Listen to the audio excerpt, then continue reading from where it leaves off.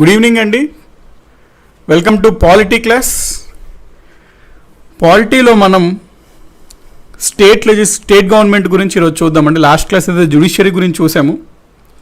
So ఈరోజు మనము state legislature గురించి చూసుకుందాము.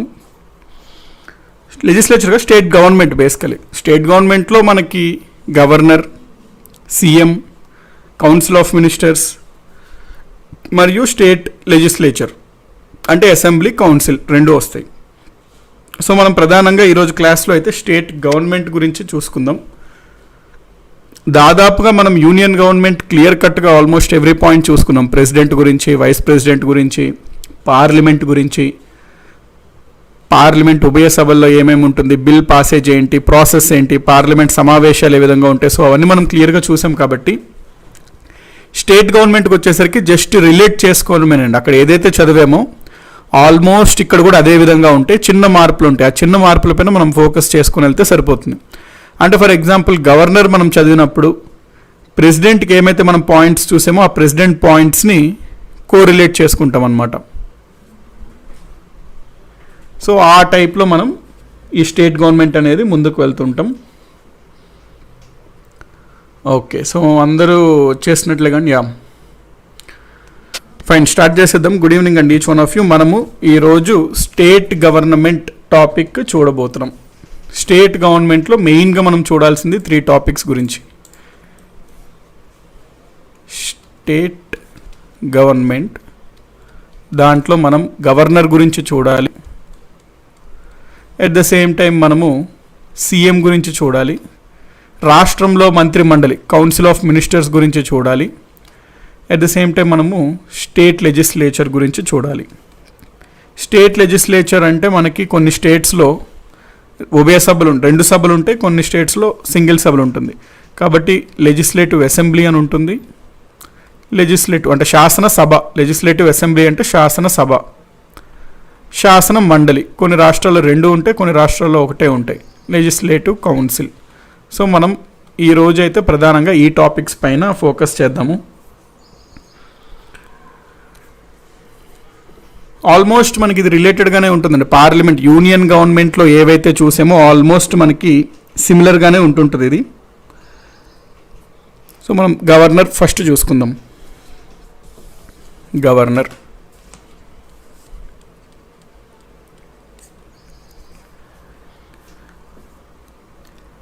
మనకి పార్ట్ 5 దేని గురించి డీల్ చేస్తుంది? యూనియన్ గవర్నమెంట్ అనుకున్నాం, కేంద్ర ప్రభుత్వం గురించి. సో ఆ నెక్స్ట్ భాగమే మనకి రాష్ట్ర ప్రభుత్వం గురించి ప్రస్తావిస్తుంది. రాజ్యాంగంలోని 6వ భాగం రాష్ట్ర ప్రభుత్వం గురించి మనకి ప్రస్తావిస్తుంది. సో పార్ట్ 6లో ఎగ్జిక్యూటివ్ గురించి ప్రస్తావించేది, రాష్ట్రంలో రాష్ట్ర కార్యనిర్వాహక శాఖ గురించి మాట్లాడేది ఏంటి ఆర్టికల్స్ అంటే ఆర్టికల్స్ 153 టు ఆర్టికల్స్ 167. ఇది రాష్ట్రంలో కార్యనిర్వాహక శాఖ అంటే స్టేట్లో స్టేట్ ఎగ్జిక్యూటివ్ గురించి ప్రస్తావించే ఆర్టికల్స్ అన్నమాట.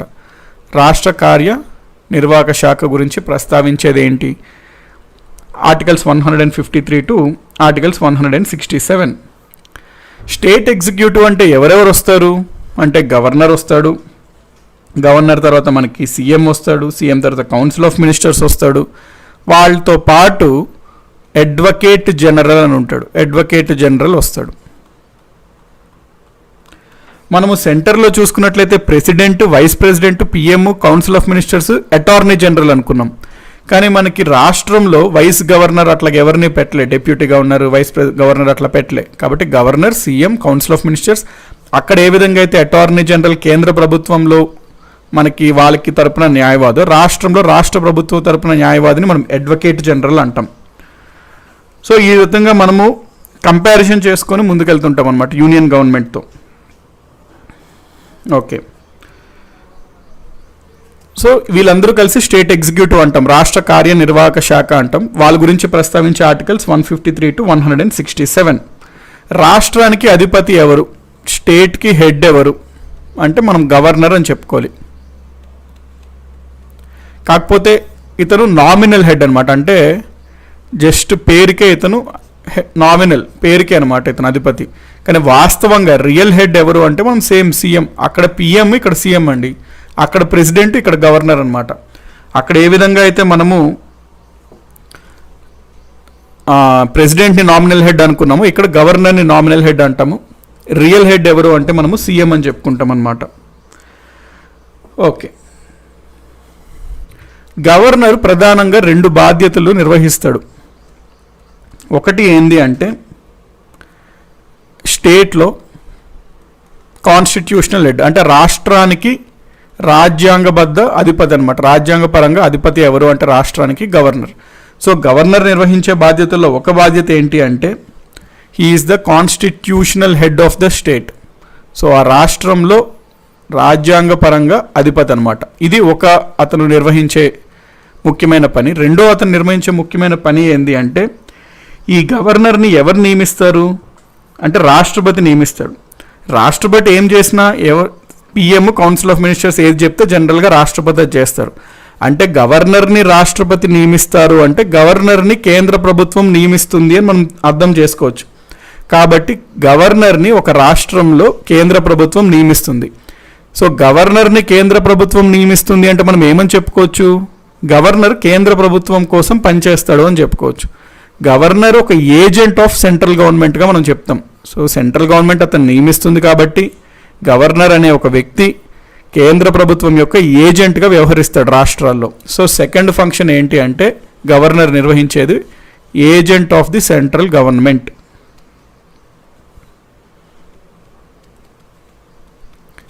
కేంద్ర ప్రభుత్వం యొక్క ఏజెంట్గా కూడా పనిచేస్తాడు. ఈ 2 పనులు ముఖ్యంగా నిర్వహిస్తూ ఉంటాడు అన్నమాట గవర్నర్. ఇప్పుడు మనకి గవర్నర్ అనే అతను కేవలం ఒకటే రాష్ట్రానికి ఉండాలా లేకపోతే 2 రాష్ట్రాలకి కలిపి కూడా ఉండొచ్చా గవర్నర్గా అనే క్వశ్చన్ మనం చూసుకుందాం. ఒరిజినల్గా అయితే రాజ్యాంగం పరంగా ఒరిజినల్గా రాజ్యాంగ పరంగా అయితే ఒక రాష్ట్రానికి ఒక గవర్నర్ ఉండాలి, ఒక రాష్ట్రానికి ఒక గవర్నర్ ఉండాలి. మల్టిపుల్ రాష్ట్రాలకి ఒకటే గవర్నర్ ఉండొచ్చు అనే ప్రస్తావన ఎక్కడ లేదు రాజ్యాంగంలో. సో ఈ ప్రశ్న మనకి 1956లో వచ్చింది. అంటే ఒకటి కంటే ఎక్కువ రాష్ట్రాలు అంటే 2 రాష్ట్రాలు అనుకోండి, 2 రాష్ట్రాలకి ఒకటే గవర్నర్ ఉండొచ్చా అనే క్వశ్చన్ వచ్చింది. మరి రాజ్యాంగంలో ఎక్కడా స్పష్టంగా దీని గురించి ప్రస్తావన ఇవ్వలేదు. అందుకని చెప్పి ఇట్లాంటి సందర్భాలు ఏర్పడతాయి కాబట్టి రాజ్యాంగ సవరణ చేశారు. 7వ రాజ్యాంగ సవరణ, 7th కాన్స్టిట్యూషనల్ అమెండ్మెంట్ యాక్ట్ చేశారు, 7వ రాజ్యాంగ సవరణ చట్టం. దాని ప్రకారం ఎప్పుడైంది ఇది 1956లో. దాని ప్రకారం మనకి రాజ్యాంగంలో ఏమని పెట్టారు అంటే ఒకటే వ్యక్తి 2 కంటే ఎక్కువ రాష్ట్రాలకి 2 or more స్టేట్స్, ఒకటే వ్యక్తిని 2 కంటే అంతకంటే ఎక్కువ రాష్ట్రాలకి గవర్నర్గా నియమించవచ్చు అని మన రాజ్యాంగంలో మనం చేర్చుకున్నాం. సో ప్రస్తుతం స్టేటస్ ఏంటి అంటే 2 అంతకంటే ఎక్కువ రాష్ట్రాలకి ఒకటే వ్యక్తిని గవర్నర్గా నియమించవచ్చు అనేది ఉంటుంది. దీని ప్రకారమే ఏపీ తెలంగాణ బైఫర్కేట్ అయిన కొన్నాళ్ళు వరకు ఒకటే గవర్నర్ 2 రాష్ట్రాలకి అంటే పెట్టడం జరిగింది. ఇప్పుడు మనకి గవర్నర్ యొక్క అపాయింట్మెంట్ చూద్దాము. గవర్నర్ యొక్క నియామకం, అపాయింట్మెంట్. మనకి గవర్నర్ని ఎవరు అపాయింట్ చేస్తారు అంటే ఇప్పుడు ఫర్ ఎగ్జాంపుల్ గవర్నర్ డైరెక్ట్గా జనాల చేత ఎన్నుకోబడతాడా అంటే కాదు, జనాలు డైరెక్ట్గా అతను ఎన్నుకోరు. లేకపోతే రాష్ట్రపతిని ఎన్నుకున్నట్టు ఒక సపరేట్ ఎలక్టరల్ కాలేజ్ ఉంటుందా, అందులో కొంతమంది సభ్యులు ఉంటారా, వాళ్ళందరూ కలిసి ఎన్నుకుంటారా అంటే అట్లా కూడా లేదు. మరి ఎట్లా అయ్యా ఇతన్ని ఎన్నుకునేది అంటే ఇతను ఎన్నుకునే పద్ధతే ఉండదు, అసలు కేవలం ఇతను నియామకం ఉంటుంది. ఎవరు నియమిస్తారు ఇతన్ని అంటే రాష్ట్రపతి నియమిస్తాడు, ప్రెసిడెంట్ నియమిస్తాడు. అంటే ప్రెసిడెంట్ తనకి ఇష్టం వచ్చిన వ్యక్తిని నియమిస్తాడు అని అర్థం కాదు. ప్రెసిడెంట్ ఏది చేసినా మనకి PM and council of ministers చెప్పిన విధంగా చేస్తాడు, సూచనలు తీసుకొని వాళ్ళ సలహా తీసుకొని. అంటే కేంద్ర ప్రభుత్వం గవర్నర్ని నియమిస్తుంది అని మనం చెప్పుకోవచ్చు అనమాట. సో కేంద్ర ప్రభుత్వం గవర్నర్ని నియమిస్తుంది అని చెప్పుకోవచ్చు. అయితే మనకి 1979లో ఒక ప్రశ్న వచ్చింది సుప్రీంకోర్టులో. ఇప్పుడు ఒక ఉద్యోగి, మీరు ఒక కంపెనీలో ఎంప్లాయర్ ఉంటాడు, అతను మిమ్మల్ని ఉద్యోగంలో తీసుకున్నాడు అనుకోండి. సో ఇతను ఎంప్లాయర్ అవుతాడు, ఎంప్లాయీ అవుతాడు ఇతను. ఇప్పుడు ఈ ఎంప్లాయర్ ఇష్టం, ఎప్పుడన్నా ఎంప్లాయర్ కింద పనిచేసినట్టు ఉంటాడు. ఇప్పుడు ఉద్యోగి వాళ్ళ బాస్ కింద పనిచేయాలి నెంబర్ 1. నెంబర్ 2 ఏంది, బాస్కి ఎప్పుడన్నా అతను తీసేయచ్చు. సో బాస్ ఏదైనా చేయొచ్చు అతన్ని. మరి కేంద్ర ప్రభుత్వం గవర్నర్ని నియమిస్తుంది కాబట్టి ఇదే రిలేషన్ ఉంటుందా అని చెప్పి సుప్రీంకోర్టులో ప్రశ్న వచ్చినప్పుడు సుప్రీంకోర్టు క్లారిఫై ఇచ్చింది. ఏమని, గవర్నర్ అనేది ఒక ఎంప్లాయ్మెంట్ కాదు, అది ఒక ఉద్యోగం కాదు. గవర్నర్ అనేది ఒక రాజ్యాంగబద్ధ హోదా కలిగిన ముఖ్యమైన పదవి, రాష్ట్రానికి రాజ్యాంగపరంగా అధిపతి అతను. కాబట్టి గవర్నర్ని ఒక ఎంప్లాయీగా, సెంట్రల్ గవర్నమెంట్ ఒక ఎంప్లాయీగా చూడడానికి వీలు లేదు. ఆల్దో సెంట్రల్ గవర్నమెంట్ వాళ్ళని నియమించినప్పటికీ అతను కేవలం ఒక సెంట్రల్ గవర్నమెంట్ చెప్పుడు చేతుల్లో ఉన్నటువంటి ఏజెంట్ లాగా అతన్ని పరిగణించకూడదు అని సుప్రీంకోర్టు క్లారిఫై ఇచ్చింది. ఇప్పుడు మనకి రాజ్యాంగం తయారు చేస్తున్నప్పుడు రాజ్యాంగ నిర్మాతల్లో కొన్ని చర్చలు వచ్చాయి. ఏంటి, అసలు ఈ గవర్నర్ అనే అతన్ని ఎట్లా వెన్నుకోవాలి అని చెప్పి. సో రాజ్యాంగ పరిషత్ అంటే మన రాజ్యాంగం తయారు చేస్తున్న బాడీ అది, వాళ్ళల్లో ఈ డిబేట్ వచ్చింది. కొంత వర్గం వారు ఏంది అంటే, రాష్ట్రంలో గవర్నర్ అనేది మరి రాజ్యాంగపరంగా చాలా ముఖ్యమైన పదవి కాబట్టి అతనిని ఎన్నికల ద్వారా అతన్ని ఎన్నుకోవాలి, ఎలక్షన్స్ పెట్టాలి. ఎలక్షన్స్ కూడా యూనివర్సల్ అడల్ట్ ఫ్రాంచైజ్ అనమాట. అంటే 18 సంవత్సరాలు దాటిన ప్రతి ఒక్కరికి ఓటు వేసి ఏ విధంగా అయితే నార్మల్ ప్రజాప్రతినిధులు వెన్నుకుంటారు, అదేవిధంగా గవర్నర్ను కూడా వెన్నుకోవాలి అని కొంత వర్గం వాళ్ళు చెప్పారు. కానీ చాలామంది దానికి అపోజ్ చేశారు. గవర్నర్ అనేది కేవలంగా రాజ్యాంగపరమైన హోదా మాత్రమే, అతను పెద్ద బాధ్యతలు ఉండవు. ముఖ్యంగా అసలు అధికారాలన్నీ చెలాయించేది ముఖ్యమంత్రి, మంత్రిమండలి. గవర్నర్ ఒకవేళ గనక మనం ఎన్నికలు పెట్టి ఎన్నికల ద్వారా ఎన్నికైన వ్యక్తి అనుకోండి గవర్నరు, ఆబ్వియస్లీ సీఎం ఇక్కడ ఉన్నాడు, ఇతను జనాల చేత ఎన్నుకోబడ్డవాడే, గవర్నర్ ఉన్నాడు, ఇతను జనాల చేత ఎన్నుకోబడ్డవాడు. అంటే ఇద్దరి మధ్యన క్లాష్ రావడానికి ఛాన్స్ ఉంది. ఎప్పుడూ ఆ రకంగా ఇద్దరు పవర్ఫుల్ ఉండకూడదు. సో ఏం చేశారు రాజ్యాంగంలో అంటే, గవర్నర్కి ఎన్నికలు పెట్టద్దు. గవర్నర్ ఒకవేళ జనాల చేత ఎన్నికబడ్డాడు అంటే అతను చాలా పవర్ఫుల్గా వ్యవహరిస్తాడు. పవర్ఫుల్గా వ్యవహరించినప్పుడు సీఎంకి గవర్నర్కి క్లాష్ వస్తుంది. అప్పుడు రాష్ట్రాన్ని స్మూత్గా ఫంక్షన్ చేయడానికి వీలు ఉండదు అని చెప్పి రాజ్యాంగ నిర్మాతలు ఏం చేశారంటే, ఈ గవర్నర్ యొక్క నియామకం కేంద్రంకి వదిలేద్దాం, రాష్ట్రపతి నియమిస్తాడు, దీనికి ఎటువంటి ఎలక్షన్స్ వద్దు, లేదా రాష్ట్రపతిని ఎన్నుకునేలాగా ఒక సపరేట్ బాడీ కూడా వద్దు, అది ఖర్చుతో కూడిన విషయం, అది అవసరం లేని విషయం అని చెప్పి వాళ్ళైతే నిర్ణయించుకున్నారు. సో ప్రస్తుతం మనకి సింపుల్ నియామకం లాగా గవర్నర్ను నియమించడం జరుగుతుంది. అయితే మళ్ళీ రాజ్యాంగబద్ధలో ఇప్పుడు ఆ డిబేట్ ఏమని వచ్చిందంటే, అమెరికన్ మోడల్ తీసుకుందామా, కెనడా మోడల్ తీసుకుందామా ఆ గవర్నర్ని అనే డిబేట్ వచ్చింది. అమెరికా మోడల్లో ఏంటి, రాష్ట్రాలు ఉంటాయి, స్టేట్స్ ఉంటాయి, స్టేట్స్లో గవర్నర్స్ ఉంటారు. అక్కడ ఆ గవర్నర్స్ని డైరెక్ట్గా జనాలే ఎన్నుకుంటారు. సో కొంతమంది దీనికి ఫేవర్ చేశారు. కెనడాలో ఏంటంటే అక్కడ రాష్ట్రాల్లో గవర్నర్స్ ఉంటారు, కానీ కేవలం అక్కడ సెంట్రల్ గవర్నమెంట్ వాళ్ళని నియమిస్తుంది కెనడాలో. ఇందాక అదే డిబేట్, అమెరికన్ మోడల్ తీసుకుందామా కెనడా మోడల్ తీసుకుందామా అంటే ఎక్కువ మంది లాస్ట్కి అయితే కెనడా మోడల్ పైనే టిక్ పెట్టారు. సో కెనడాలో ఉన్న ఆచారం ప్రకారం రాష్ట్రాల్లో గవర్నర్ని కేంద్ర ప్రభుత్వం నియమిస్తుంది అనే ఆచారమే మనమైతే తీసుకున్నాము. సో ఇప్పుడు కూడా అదే మనము జరుపుతున్నాం.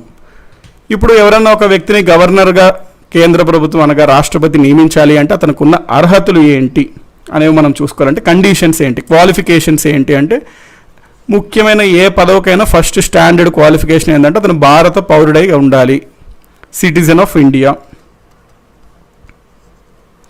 భారత పౌరుడై ఉండాలి, సిటిజన్ ఆఫ్ ఇండియా అయి ఉండాలి.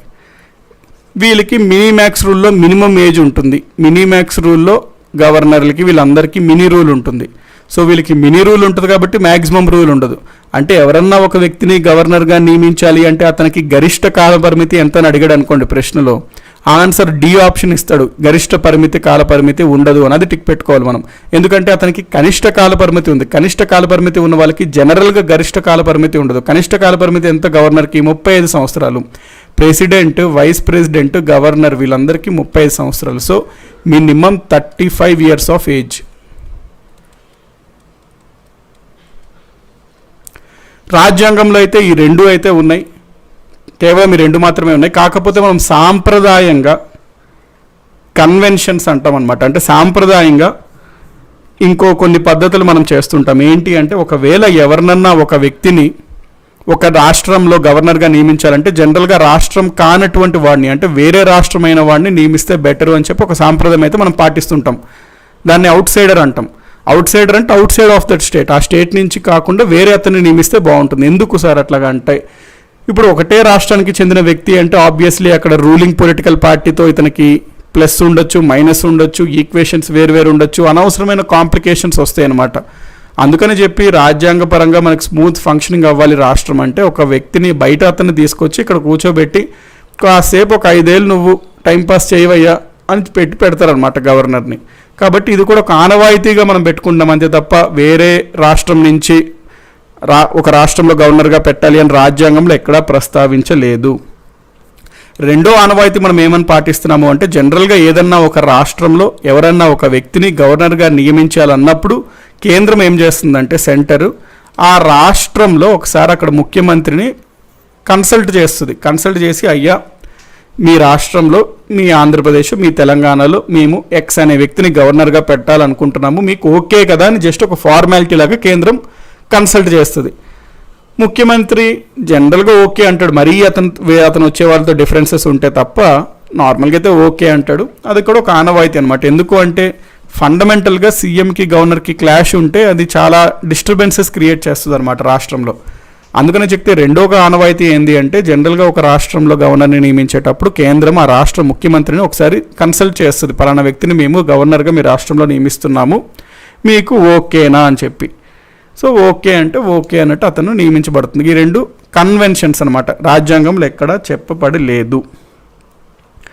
ఎంపీకి ఏజ్ ఎంత సార్ అని అడుగుతున్నారు. ఎంపీ ఆల్రెడీ మనం చూసుకున్నామండి. ఎంపీ లోక్సభ అయితే 25 years ఆఫ్ ఏజ్, రాజ్యసభ అయితే 30 years ఆఫ్ ఏజ్. ఎమ్మెల్యే అయితే మళ్ళీ 25 years ఆఫ్ ఏజ్, ఎమ్మెల్సీ అయితే 30 years of age. Okay,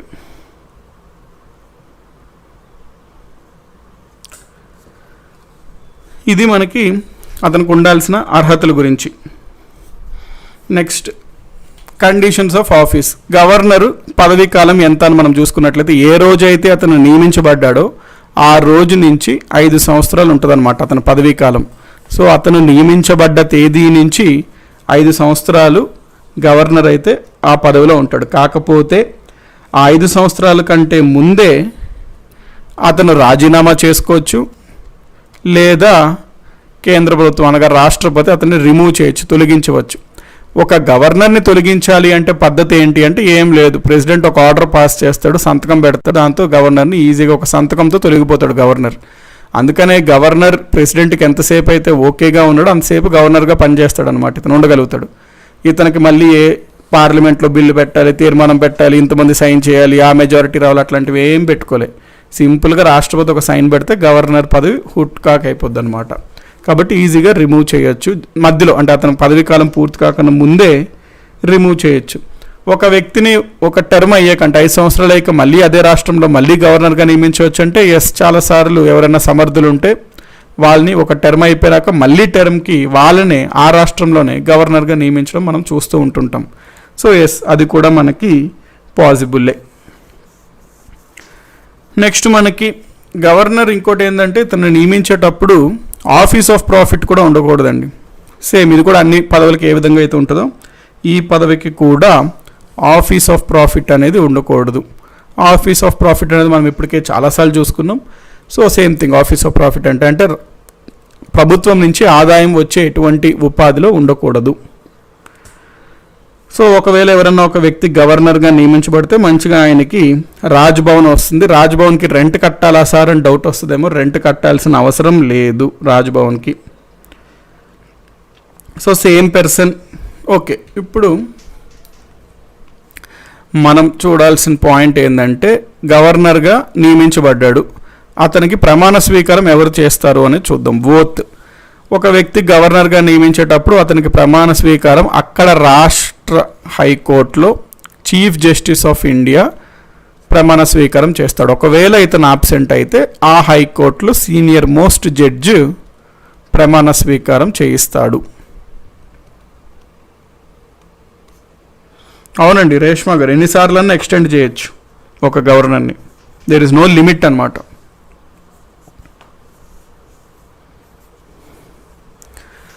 so senior most judge oath తీసుకుంటాడు. ఇఫ్ ఇన్ కేస్ సిజేఐ అనేవాడు ఆబ్సెంట్ ఉంటే any senior most judge of the high court అనే అతను oath తీసుకుంటాడు. ఇది ప్రమాణ స్వీకారం. గవర్నర్గా నియమించబడ్డాడు. ఇప్పుడు అంటే మనకి సుబ్రహ్మణ్యం గారు ఉంటారు, సుబ్రహ్మణ్యం టీ, ఈరోజు మరి ఉన్నారో లేదో ఆయనకి ఏ పోస్ట్ గురించి మనం మాట్లాడుకున్నా సార్ శాలరీ ఎంత అవుతుంది అంటారు.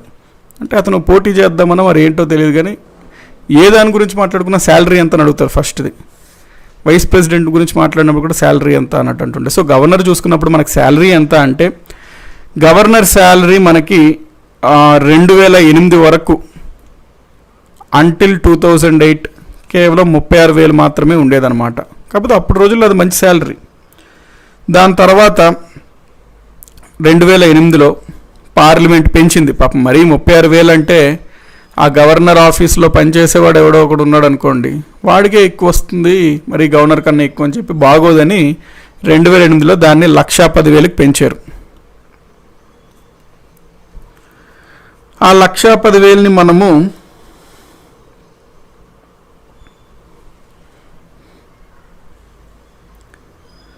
హైకోర్టులో చీఫ్ జస్టిస్ ఆఫ్ ఇండియా కదా, హైకోర్టులో chief justice of high court, okay, CJ of high court, yes CJ అని ఉంది కదా సార్, సీజే అంటే చీఫ్ జస్టిస్ ఆఫ్ ఇండియానా అన్నట్టు కాదు, సీజే ఆఫ్ హైకోర్ట్ అనమాట అక్కడ దాని మీనింగ్. సో 2008లో 1,10,000 చేశారు. ఈ 1,10,000 కూడా మన 2018 వచ్చేసరికి 1,10,000 కూడా మామూలులాగే అనిపిస్తుంది.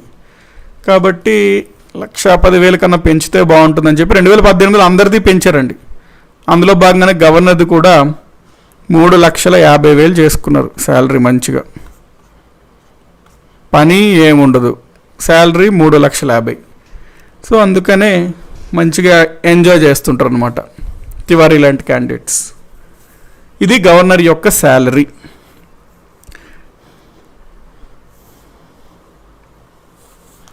ఇప్పుడు మళ్ళీ వెంటనే డౌట్ వస్తుంది, సార్ ఈ గవర్నర్ శాలరీ ఎవరిస్తారు సార్, కేంద్రం భరిస్తుందా రాష్ట్రం భరిస్తుందని. అంటే కొంతమందికి ఆ ప్రశ్న ఇమీడియట్గా వస్తుంది అనమాట. అంటే వాళ్ళ జోబులో నుంచి వాళ్ళు డబ్బులు తీసి జీతం ఇవ్వాలన్నా అంత బాధ ఉండదేమో, కానీ అదొక బాధతో అడుగుతారు, సార్ ఎవరు సార్ అతనికి జీతం ఇవ్వాలి, ప్రెసిడెంట్ ఇవ్వాలా, ఆ రాష్ట్రాలు ఇవ్వాలా, ఎవరు, చాలా బాధతో అడుగుతారు.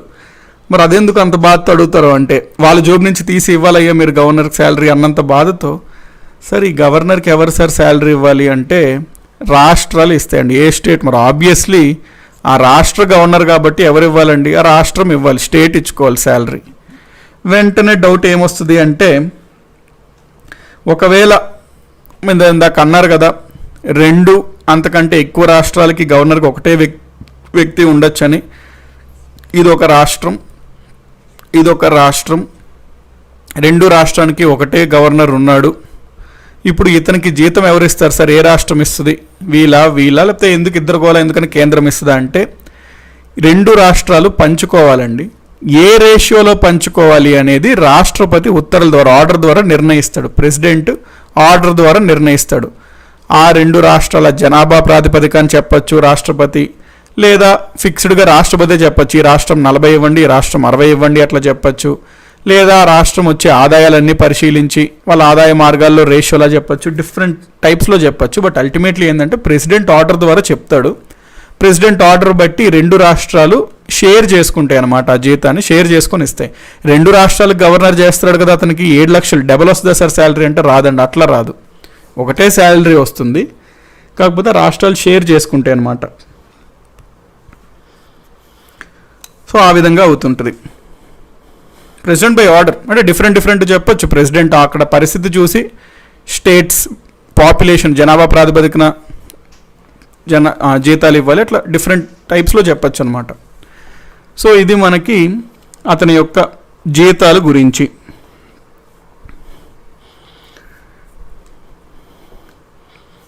ఓకే, గవర్నర్ యొక్క పదవీ కాలం మనం చూసుకున్నట్లు 5 సంవత్సరాలు ఉంది. అది గవర్నర్ యొక్క పదవీ కాలం గురించి మనం మాట్లాడుకున్నప్పుడు ఈ 5 సంవత్సరాలు అని మనం అనుకున్నాం. అయితే అందులోనే మనం ఏమనుకున్నాం, 5 సంవత్సరాల కంటే ముందు ఎప్పుడన్నా అతన్ని తీసేయచ్చు కేవలం ఒక రాష్ట్రపతి సిగ్నేచర్ ద్వారా అనుకున్నాం. మరి అది ఫండమెంటల్గా ప్రాబ్లం ఉన్నట్టుంది. ఏంటి, కేవలం ఒక రాష్ట్రపతి సిగ్నేచర్ అంటే ఈ కేంద్రం ఉంది, కేంద్ర ప్రభుత్వం. రాష్ట్రపతి అంటే ఆల్ ప్రాక్టికల్ పర్పస్ కేంద్ర ప్రభుత్వం అండి. ప్రెసిడెంట్ అంటే central government. So for example ఒక సెంట్రల్ గవర్నమెంట్ ఉంది, వాళ్ళు ఉన్నప్పుడు కొన్ని రాష్ట్రాల్లో కొంతమంది గవర్నర్స్ని నియమించారు. ఆ సెంట్రల్ గవర్నమెంట్ పోయి వేరే ప్రభుత్వం వచ్చింది, అక్కడ అపోజిషన్ పార్టీ వేరే పార్టీ వచ్చింది పవర్లోకి. సో అప్పుడు వచ్చిన సెంట్రల్ గవర్నమెంట్కి ఆబ్వియస్లీ వీళ్ళు నచ్చరు, ఎందుకంటే అప్పుడులో ఉన్న గవర్నమెంట్ వాళ్ళకి నచ్చిన క్యాండిడేట్స్ని గవర్నర్గా పెడుతుంది స్టేట్స్లో.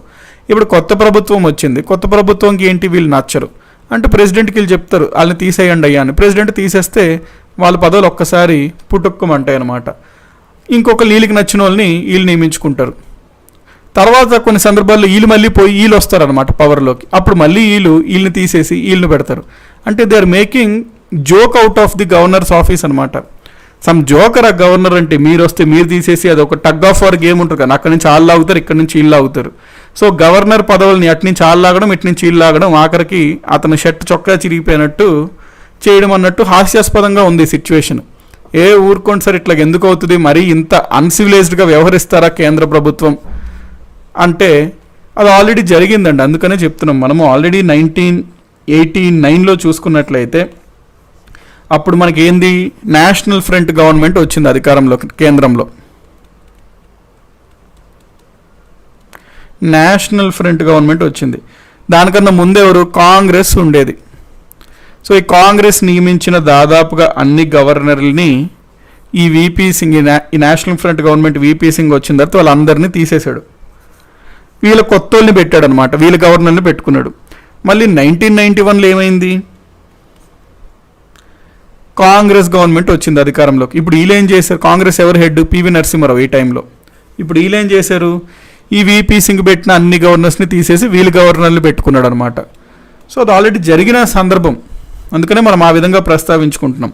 కాబట్టి మనకి చాలా కమిషన్స్ లాంటివి, అంటే సర్కారీయ కమిషన్ లాంటివి చాలా కమిషన్స్ ఏం చెప్పి అంటే గవర్నర్ పదవి అనేది ఒక రాజ్యాంగబద్ధ హోదా. రాష్ట్రానికి అతని అధిపతి, అతను కేవలం ఒక చిరుద్యోగిలాగా తీసేయడం, పెట్టేయడం, మార్చేయడం, పంపించేయడం ఇది అది చేయకండి. దానికి ఒక శాంక్టిటీ ఉంది, ఆ హోదాకు ఒక పవిత్రత అనేది ఉంది అని చెప్పి కాస్త ఆలోచించి అవి చేయండి అని చెప్పి చాలా కమిషన్స్ అయితే చెప్పి ఇప్పుడు కొంత బెటర్ ఉందన్నమాట పరిస్థితి. మరి ఇప్పుడు అంత బ్యాడ్ అయితే లేదు.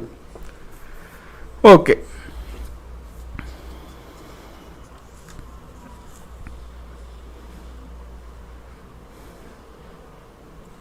సో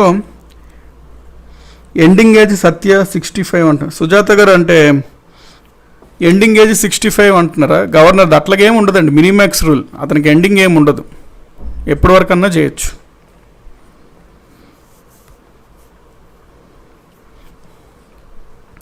సో ఇప్పుడు మనం గవర్నర్ యొక్క అధికారాల గురించి ప్రస్తావించుకున్నప్పుడు శ్వేత చిన్న గారు ఏమడుగుతున్నారంటే, సార్ ప్రెసిడెంట్ గవర్నర్గా ఎవరిని నియమిస్తారు అని అడుగుతున్నారు. సో మనకి శ్వేత చిన్న గారు అడుగుతున్న ప్రశ్న ఏంటంటే, ప్రెసిడెంట్ గవర్నర్గా ఎవరిని నియమిస్తారు? మీకు చెప్పాలంటే ఒక లైన్లో శ్వేత చిన్నను కూడా ప్రెసిడెంట్ గవర్నర్గా నియమించవచ్చు. ఎస్, శ్వేత చిన్నను కూడా ప్రెసిడెంట్ గవర్నర్గా నియమించవచ్చు. అంటే వాట్ డూ ఐ మీన్ అంటే ఎనీ పర్సన్ని ప్రెసిడెంట్ గవర్నర్గా నియమించవచ్చు. సో ప్రెసిడెంట్ ఒక వ్యక్తిని గవర్నర్గా నియమించాలంటే ఆ వ్యక్తి అందంగా ఉండాలి, అట్లాగేమి ఉండవండి. మళ్ళీ కొంతమంది అడుగుతారు, గవర్నర్ ఆఫీస్లో he enjoys the office during pleasure of the president అని ఉంటుంది ఇంగ్లీష్లో.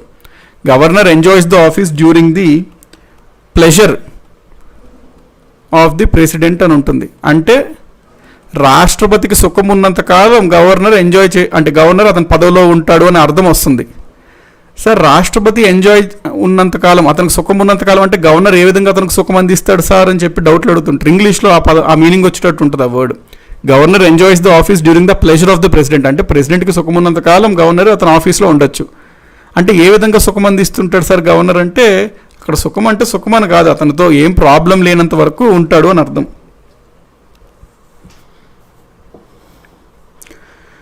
ఓకే,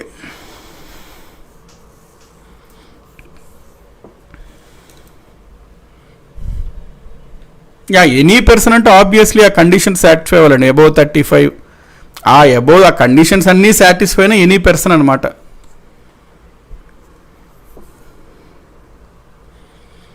అనపర్తి మోక్షజ్ఞ గారు, సార్ 2 స్టేట్స్కి ఉన్నప్పుడు 2 శాలరీస్ వస్తాయి. ఇందాక మనం అనుకున్నామే, పక్కా కొంతమందికి డౌట్ వస్తుంది సార్ 2 స్టేట్స్లో ఉన్నప్పుడు 2 శాలరీస్ అని.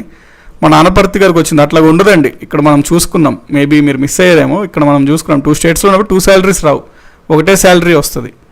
ఆ శాలరీని కూడా పంచుకోవడం జరుగుద్ది అనమాట రాష్ట్రాలు. ఎట్లా పంచుకుంటారంటే రాష్ట్రపతి చెప్తాడు ఈ విధంగా పంచుకోమని. సాయి కుమార్ గారు మళ్ళీ ప్రెసిడెంట్ గవర్నర్ని ఎలా సెలెక్ట్ చేస్తారు సార్ అంటే, సాయి కుమార్ గారు ఏమడుగుతున్నారంటే ప్రెసిడెంట్ గవర్నర్ని ఎలా సెలెక్ట్ చేస్తారు అంటున్నారు. వాళ్ళ ఎస్ఎస్సి 10th క్లాస్ మార్క్స్ అడుగుతాడండి. ఎవరికి తక్కువ మార్క్స్ వచ్చాయి, ఎవరు ఫెయిల్ అయ్యారు ఎక్కువ సబ్జెక్టులని, ఎవరు వర్స్ట్గా ఉన్నారో, అన్ని వాళ్ళకి బ్యాక్గ్రౌండ్ ఎవరికి బ్యాడ్ ఉందో వీడు మనకు పనికొస్తాడు మన ఏజెంట్గా అని చెప్పి వాళ్ళని నియమిస్తారనమాట. ఇది కిడ్డింగ్, మళ్ళీ నిజమా సార్ అన్నట్టు నోట్స్లో రాసుకోకండి. జనరల్గా ఎవరిని నియమిస్తారు అంటే ప్రెసిడెంట్ తనకు నచ్చినతను తను నియమించలేడండి. కేంద్ర ప్రభుత్వం చెప్తుంది, సెంట్రల్ గవర్నమెంట్, అయ్యా ప్రెసిడెంటు ఈ వ్యక్తిని మీరు గవర్నర్గా రాష్ట్రానికి నియమించండి అయ్యా అలాగే అని సైన్ పెడతాడు ప్రెసిడెంట్. అంటే ఇప్పుడు మీ ప్రశ్న ఏంటంటే సెంట్రల్ గవర్నమెంట్ ఎవరిని నియమిస్తుంది, సెంట్రల్ గవర్నమెంట్ ఎవరిని నియమిస్తుంది అంటే అది చెప్పడానికి మనకి సమ్ ఎక్స్ట్రాడినరీ థియరీ ఏమి ఉండదు. సెంట్రల్ గవర్నమెంట్కి నమ్మకమైన బంటు ఎవరు ఉంటే వాళ్ళని నియమించుకుంటుంది. అతను సెంట్రల్ గవర్నమెంట్ చెప్తే చెప్పినట్టు, పడుకోమంటే పడుకున్నట్టు, తిడితే పడినట్టు అట్లాంటి వ్యక్తులందరూ ఉంటారు కదా, వాళ్ళని నియమించుకుంటారు మరి ఆబ్వియస్లీ. అంటే సెంట్రల్ గవర్నమెంట్లో ఆ పార్టీ ఉంటుంది, ఆ పార్టీకి ఎంతో కాలం సేవ చేసి రిటైర్ అయిన వ్యక్తులు అట్లాంటి వాళ్ళని నియమించుకుంటారు బేసికలీ. ఓకే,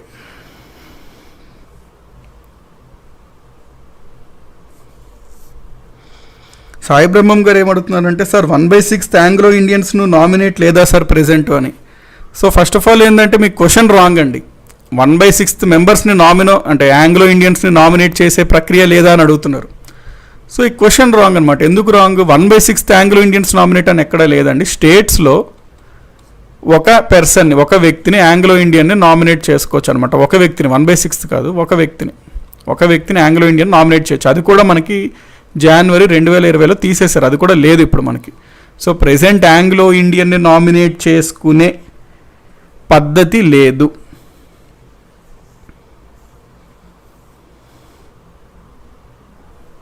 మనకి వేముల మల్లికార్జున్ గారు అంటున్నారు కేంద్రంలో అధికారంలో ఉన్న రాజకీయ నిరుద్యోగులను గవర్నర్లుగా నియమిస్తారు అని. ఈయన జర్నలిస్ట్గా బాగా పనికొస్తారండి. వేముల మల్లికార్జున్ అన్నతను జర్నలిస్ట్గా బాగా ట్రై చేస్తే మీకు మంచి ఫ్యూచర్ ఉంటుంది. సేమ్ జర్నలిస్ట్ వర్డ్స్, అన్ని రెబల్ వర్డ్స్, జర్నలిస్ట్ భాష అయింది.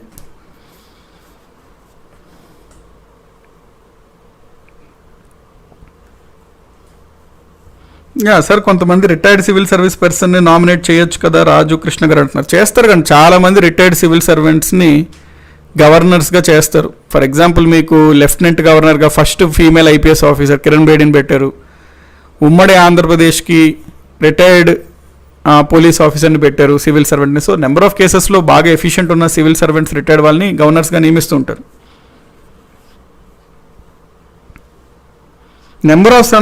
చాలా సందర్భాలు ఉంటాయండి. నెంబర్ ఆఫ్ ఇన్స్టాన్సెస్లో మీకు రిటైర్డ్ సివిల్ సర్వెంట్స్ని గవర్నర్లుగా పెడతారు.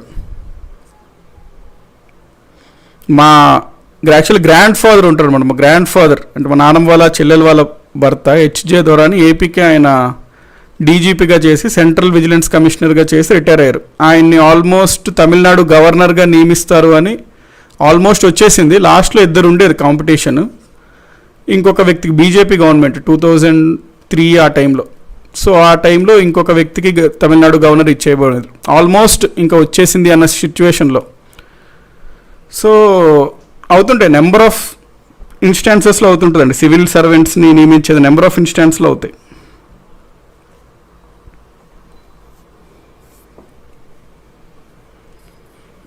ఓకే, సో ఇప్పుడు మనము నెక్స్ట్ చూసుకోవాల్సింది ఏంటంటే గవర్నర్ యొక్క పవర్స్.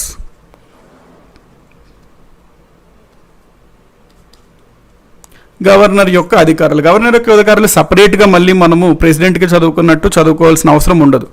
కేవలం ప్రెసిడెంట్కి ఏ విధంగా మనకి ఉన్నాయో పవర్స్, ఆ విధంగా గవర్నర్ కూడా కంపేర్ చేసుకుంటూ మనం చదువుకుంటుంటాం. పవర్స్ని విత్ కంపారిజన్ మనము చూసుకుంటుంటాం అన్నమాట. సో ఫస్ట్ మనం చూసుకున్నట్లయితే ప్రెసిడెంట్కి సంబంధించి పవర్తో కంపేర్ చేసుకుందాం. ప్రెసిడెంట్ గవర్నర్ యొక్క పవర్స్ మనం కనుక కంపారిజన్ చేసుకున్నట్లయితే first of all ordinary bills గురించి చూసుకుందామండి.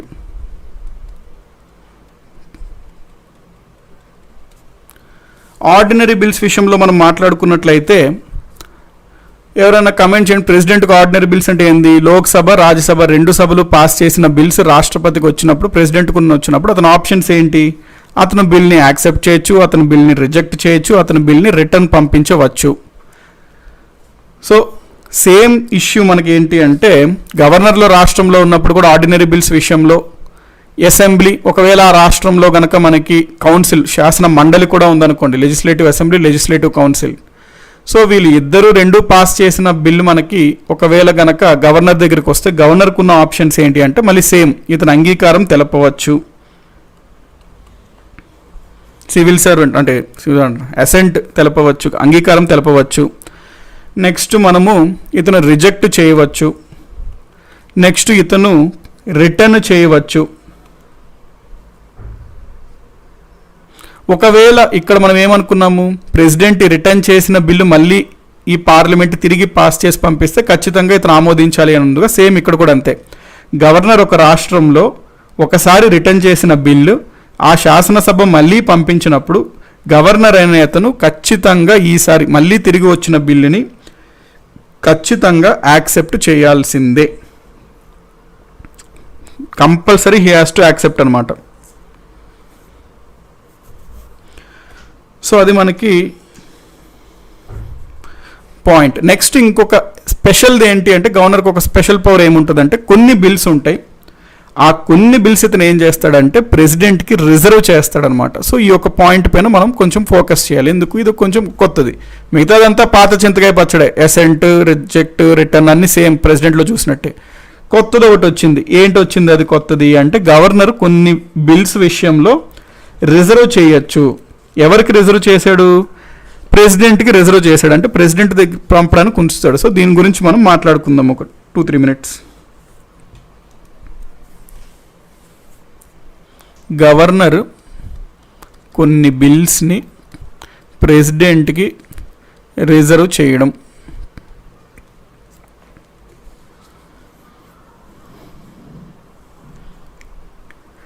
సో గవర్నమెంట్ బిల్స్ని ప్రెసిడెంట్కి రిజర్వ్ చేయడం అనే గురించి చూస్తే మనకి ఫర్ ఎగ్జాంపుల్ ఒక స్టేట్ లెజిస్లేచర్ ఉంది, అంటే రాష్ట్రంలో శాసనసభ శాసన మండలి వాళ్ళు ఉన్నారు. వీళ్ళు గవర్నర్కి ఒక బిల్లుని పంపారు, అంటే గవర్నర్కి ఒక బిల్ పాస్ చేసి పంపారు అనుకోండి. ఒకవేళ గనక ఆ బిల్లు హైకోర్టు యొక్క అధికారాలు పవర్స్ని మాడిఫై చేసే విధంగా, కొంచెం మార్పులు చేర్పులు చేసే విధంగా ఉందనుకోండి ఆ బిల్లు, ఖచ్చితంగా ఈ విషయంలో మాత్రం గవర్నరు ప్రెసిడెంట్కి ఆ బిల్ని పాస్ చేయడానికి ఉంచాలన్నమాట.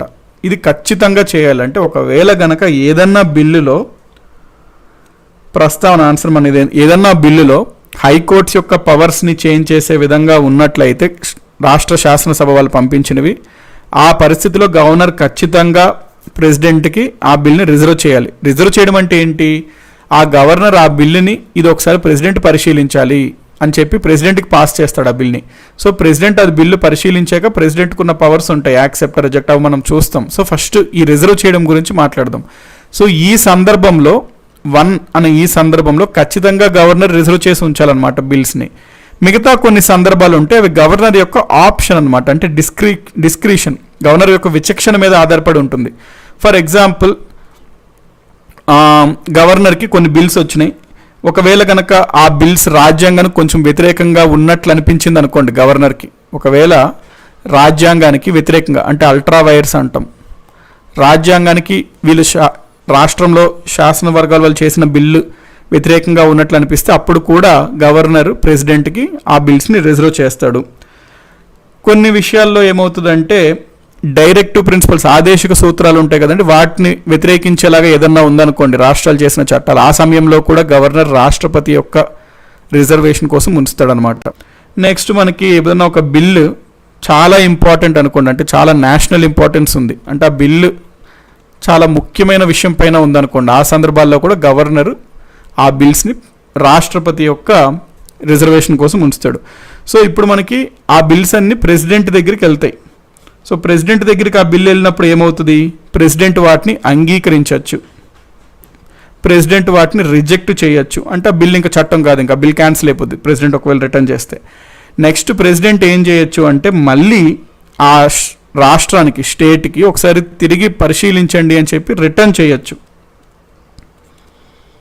తిరిగి మళ్ళీ రిటర్న్ చేయొచ్చు. ఇప్పుడు ఈ రిటర్న్ చేసినప్పుడు ఆ రాష్ట్రాలు మళ్ళీ ఏదన్నా మార్పులు చేర్పులు చేయొచ్చు, చేయకపోవచ్చు, ఏదన్నా సరే ఆ రాష్ట్రం మళ్ళీ ఒక 6 నెలల లోపల మళ్ళీ ప్రెసిడెంట్కి పంపింది అనుకోండి, అప్పుడు ప్రెసిడెంట్ మళ్ళీ రిటర్న్ పంపచ్చు. అంటే ఒకసారి రాష్ట్రం రిటర్న్ పంపినప్పుడు ఖచ్చితంగా యాక్సెప్ట్ చేయాలి అని లేదు. ఇక్కడ ఈ పాయింట్ నోట్ చేసుకోండి.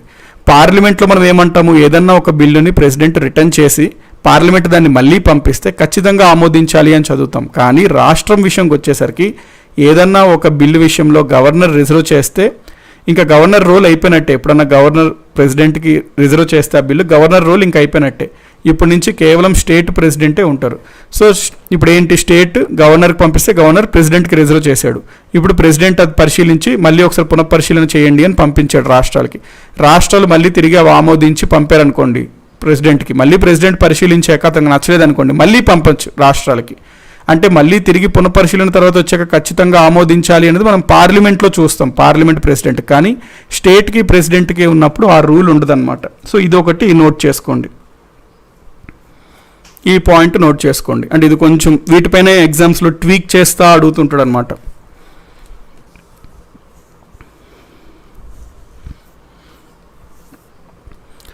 సో ఈ పాయింట్స్ కూడా కొంచెం ఫోకస్ చేయండి. అంటే ఈ విధంగా రిజర్వ్ చేయొచ్చు అనమాట. బేసికలీ ఏంటంటే ఇప్పుడు మనం గవర్నర్ది చూస్తున్నప్పుడు రిజర్వ్ చేయొచ్చు అనే పాయింట్ చూసాం కాబట్టి ఇక్కడ రిజర్వ్ అంటే ఈ పాయింట్స్ అన్నట్టు మనం అనుకున్నాం. సో నెక్స్ట్ రిజర్వ్ చేసిన బిల్స్, ఒకసారి ఏదన్నా బిల్ని రిజర్వ్ చేస్తే ఇంకా గవర్నర్ రోల్ అయిపోయినట్టే. అక్కడ ఆ గవర్నర్కి ఇంకా బిల్ పైన రోల్ ఉండదు, ఓన్లీ ప్రెసిడెంట్కి స్టేట్స్కి మాత్రమే ఉంటాయి. ఇప్పుడు మనం మనీ బిల్స్కి సంబంధించి చూద్దాం. వీళ్ళ ఇద్దరి మధ్యన అధికారాలు మనీ బిల్స్ పరంగా చూద్దాం.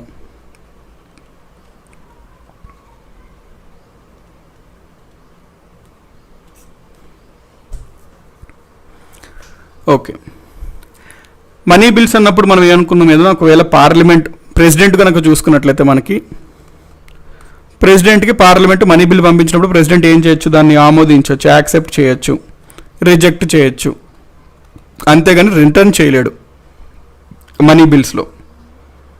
అదే ఇప్పుడు మనం గవర్నర్ని చూసుకున్నట్లయితే గవర్నర్కి ఏముంటాయి ఆప్షన్స్, 3 ఉంటాయి. 1 యాక్సెప్ట్ చేయొచ్చు, 2 రిజెక్ట్ చేయొచ్చు, 3 ప్రెసిడెంట్కి రిజర్వ్ చేయొచ్చు అనమాట. ప్రెసిడెంట్కి రిజర్వ్ చేయొచ్చు.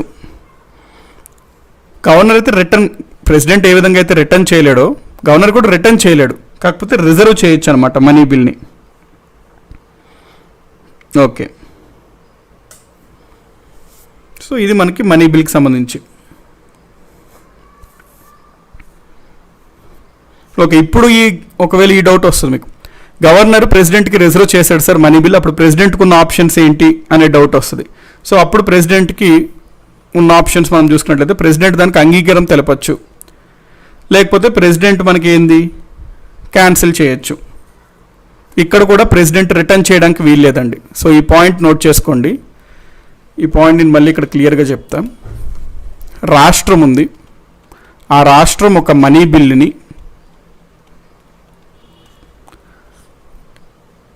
గవర్నర్కి పంపింది. గవర్నర్కు ఉన్న ఆప్షన్స్ ఏంటంటే యాక్సెప్ట్, రిజెక్ట్, రిటర్న్ ఉండదు, యాక్సెప్ట్, రిజెక్ట్, రిజర్వ్. సో ఈ గవర్నర్ రిజర్వ్ వాడుకొని ప్రెసిడెంట్కి రిజర్వ్ చేశాడు.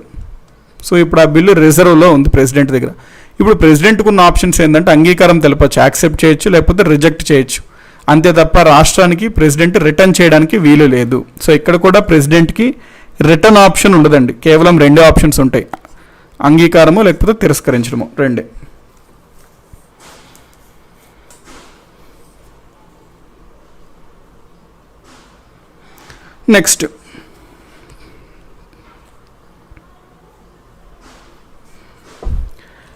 నెక్స్ట్ మనం చూసుకున్నట్లయితే ఆర్డినెన్స్ మేకింగ్ పవర్ ఆఫ్ చూద్దాం.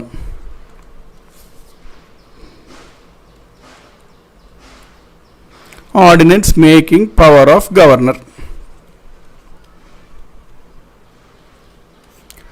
ఇది కూడా మనం డైరెక్ట్గా సపరేట్గా కన్నా ప్రెసిడెంట్తో కంపేర్ చేసుకుంటూ మనం మాట్లాడుకుంటే బెటర్. సో ప్రెసిడెంట్ యొక్క ఆర్డినెన్స్ మేకింగ్ పవర్తో కంపేర్ చేసుకుంటూ గవర్నర్ యొక్క ఆర్డినెన్స్ మేకింగ్ పవర్ కనుక మనం కంపేర్ చేసుకున్నట్లయితే అది మనకి బెటర్ ఉంటుంది. సో ప్రెసిడెంట్ యొక్క ఆర్డినెన్స్ మేకింగ్ పవర్ అన్నప్పుడు ఏమనుకున్నాము, ఎప్పుడైతే లోక్సభ రాజ్యసభ 2 సమావేశంలో ఉండవో అప్పుడు మాత్రమే రాష్ట్రపతి ఆర్డినెన్స్ను జారీ చేయగలుగుతాడు అనుకున్నాం. అదేవిధంగా ఎప్పుడైతే మనకి రాష్ట్ర అసెంబ్లీ, స్టేట్ అసెంబ్లీ, ఒకవేళ రాష్ట్రంలో శాసన మండలి కూడా ఉందనుకోండి, లెజిస్లేటివ్ కౌన్సిల్, ఆ రెండు లేనప్పుడు గవర్నరు మనకి ఆర్డినెన్స్లు జారీ చేయవచ్చును. సో ఇప్పుడు మనకు ఆర్డినెన్స్ జారీ చేశాడు అనుకోండి ప్రెసిడెంట్, అది ఎన్నాళ్ళ వరకు అంటే దేనిపైన ఆర్డినెన్స్ జారీ చేయొచ్చు? First of all president union అంటే పార్లమెంట్ దేనిపైన అయితే చట్టాలు చేయగలుగుతుందో ఆ చట్టాల్లో మాత్రమే ప్రెసిడెంట్ ఆర్డినెన్స్లు చేయగలుగుతాడు. ఆబ్వియస్లీ ఇక్కడ ఏముంటుంది? గవర్నర్ ఉన్నాడు. సో గవర్నర్ కూడా ఏ వాటిలో అయితే స్టేట్ లెజిస్లేచర్ అంటే రాష్ట్రాలు వేటిల్లో అయితే మనకి చట్టాలు చేయగలుగుతాయో ఆ వాటిపైన గవర్నర్ ఆర్డినెన్సెస్ని చేయగలుగుతాడు. సో ఈ ఆర్డినెన్స్ చేసిన దాన్ని మళ్ళీ పార్లమెంట్ సమావేశమైన 6 నెలల్లో 6 వారాల్లో మనకి అంగీకరించాలి. సో ఇక్కడ కూడా మనకు సేమ్ రూల్, 6 వారాల్లో మనకు సమావేశమైనాక అంగీకరించాలి. అంగీకరిస్తే చట్టం అవుతుంది, అంగీకరించకపోతే అది ఆర్డినెన్స్ అక్కడితో ఆగిపోతుంది, ఆ 6 వీక్స్ ఎండింగ్తో ఆగిపోతుంది. ఒకవేళ ఎప్పుడన్నా మనకి మధ్యలో ఆర్డినెన్స్ చేసింది తీసేయాలి అంటే తీసేయచ్చు. ఆ గవర్నర్ లేకపోతే ప్రెసిడెంట్ ఎవరన్నా మధ్యలోనే ఆర్డినెన్స్ని క్యాన్సిల్ చేసేయాలి అంటే క్యాన్సిల్ చేయవచ్చును. సో ఇవి మనకి పాయింట్స్. నెక్స్ట్ పార్డనింగ్ పవర్స్ గురించి చూసుకుందాం వీళ్ళిద్దరిది.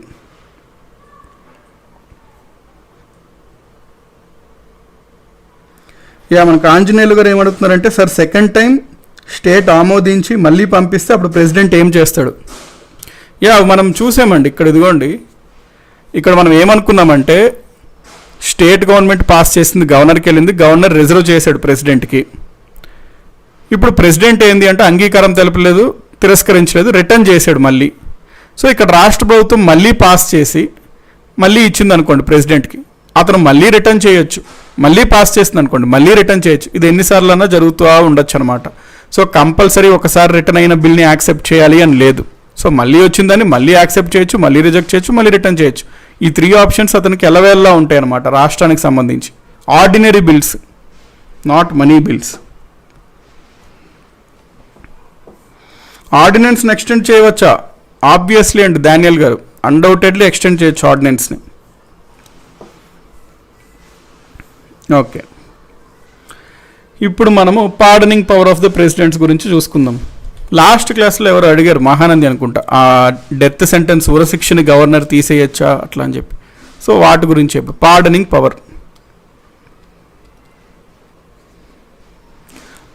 Powers of the president and governor కంపారిజన్లో చూసుకున్నట్లయితే ఆబ్వియస్లీ మనకు గవర్నర్ అర్థమవుతుంది. ప్రెసిడెంట్ది మనం క్లియర్గా చూసాం ఏంటని. ప్రెసిడెంట్కి చాలా ఆప్షన్స్ ఉంటాయి. పార్డన్ ఉంటుంది, నెక్స్ట్ ఏముంటుంది, రిప్రైవ్ ఉంటుంది, రెస్పైట్ ఉంటుంది, రెమిట్ ఉంటుంది, సస్పెండ్ ఉంటుంది, ఇవన్నీ చూసాము ఆల్రెడీ. కమ్యూట్ ఉంటుంది. సో మనకి రాష్ట్రపతి ప్రెసిడెంట్ అయితే ఏ సెక్షన్ అన్నా ఇంక్లూడింగ్ డెత్ సెంటెన్స్ని కూడా ఇవన్నీ చేయగలుగుతాడు. గవర్నర్కి చూసుకున్నట్లయితే డెత్ సెంటెన్స్ ఉరశిక్షలో అన్నీ చేయగలుగుతాడు ఎక్సెప్ట్ పార్డన్. రిప్రైవ్ చేయగలుగుతాడు, రెస్పెక్ట్ చేయగలుగుతాడు, అన్నీ చేయగలుగుతాడు. ఎక్సెప్ట్ ఏం చేయలేడు అంటే పార్డన్ చేయలేడు. పార్డన్ చేయడం అంటే అర్థం ఏంటి అంటే,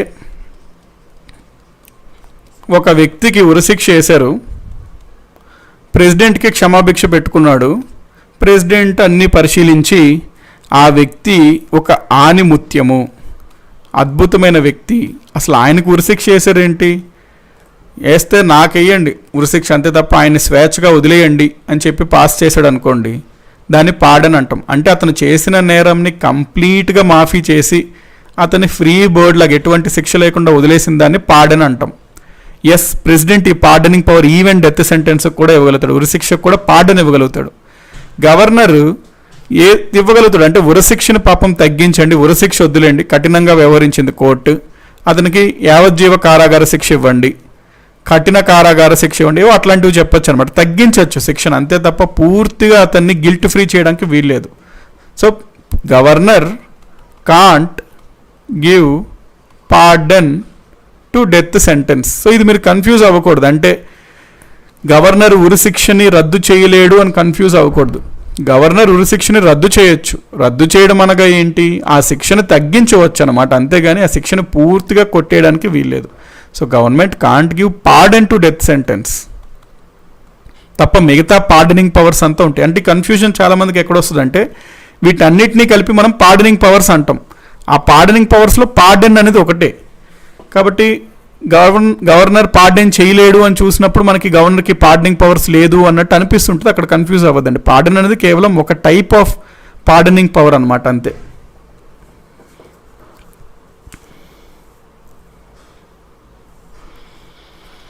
okay,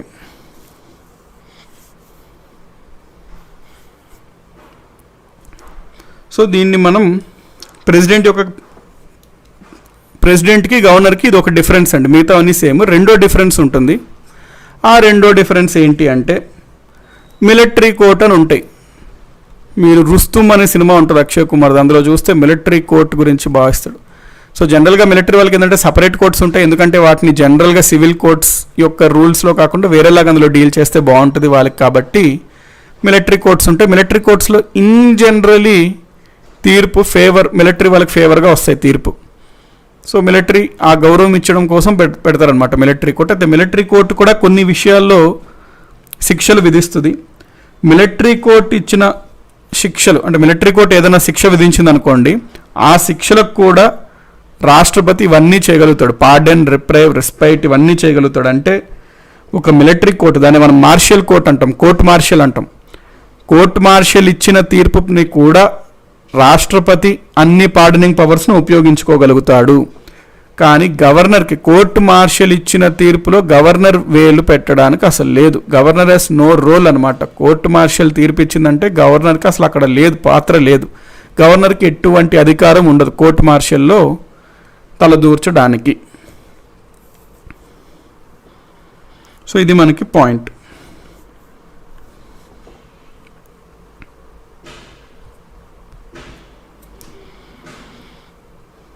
next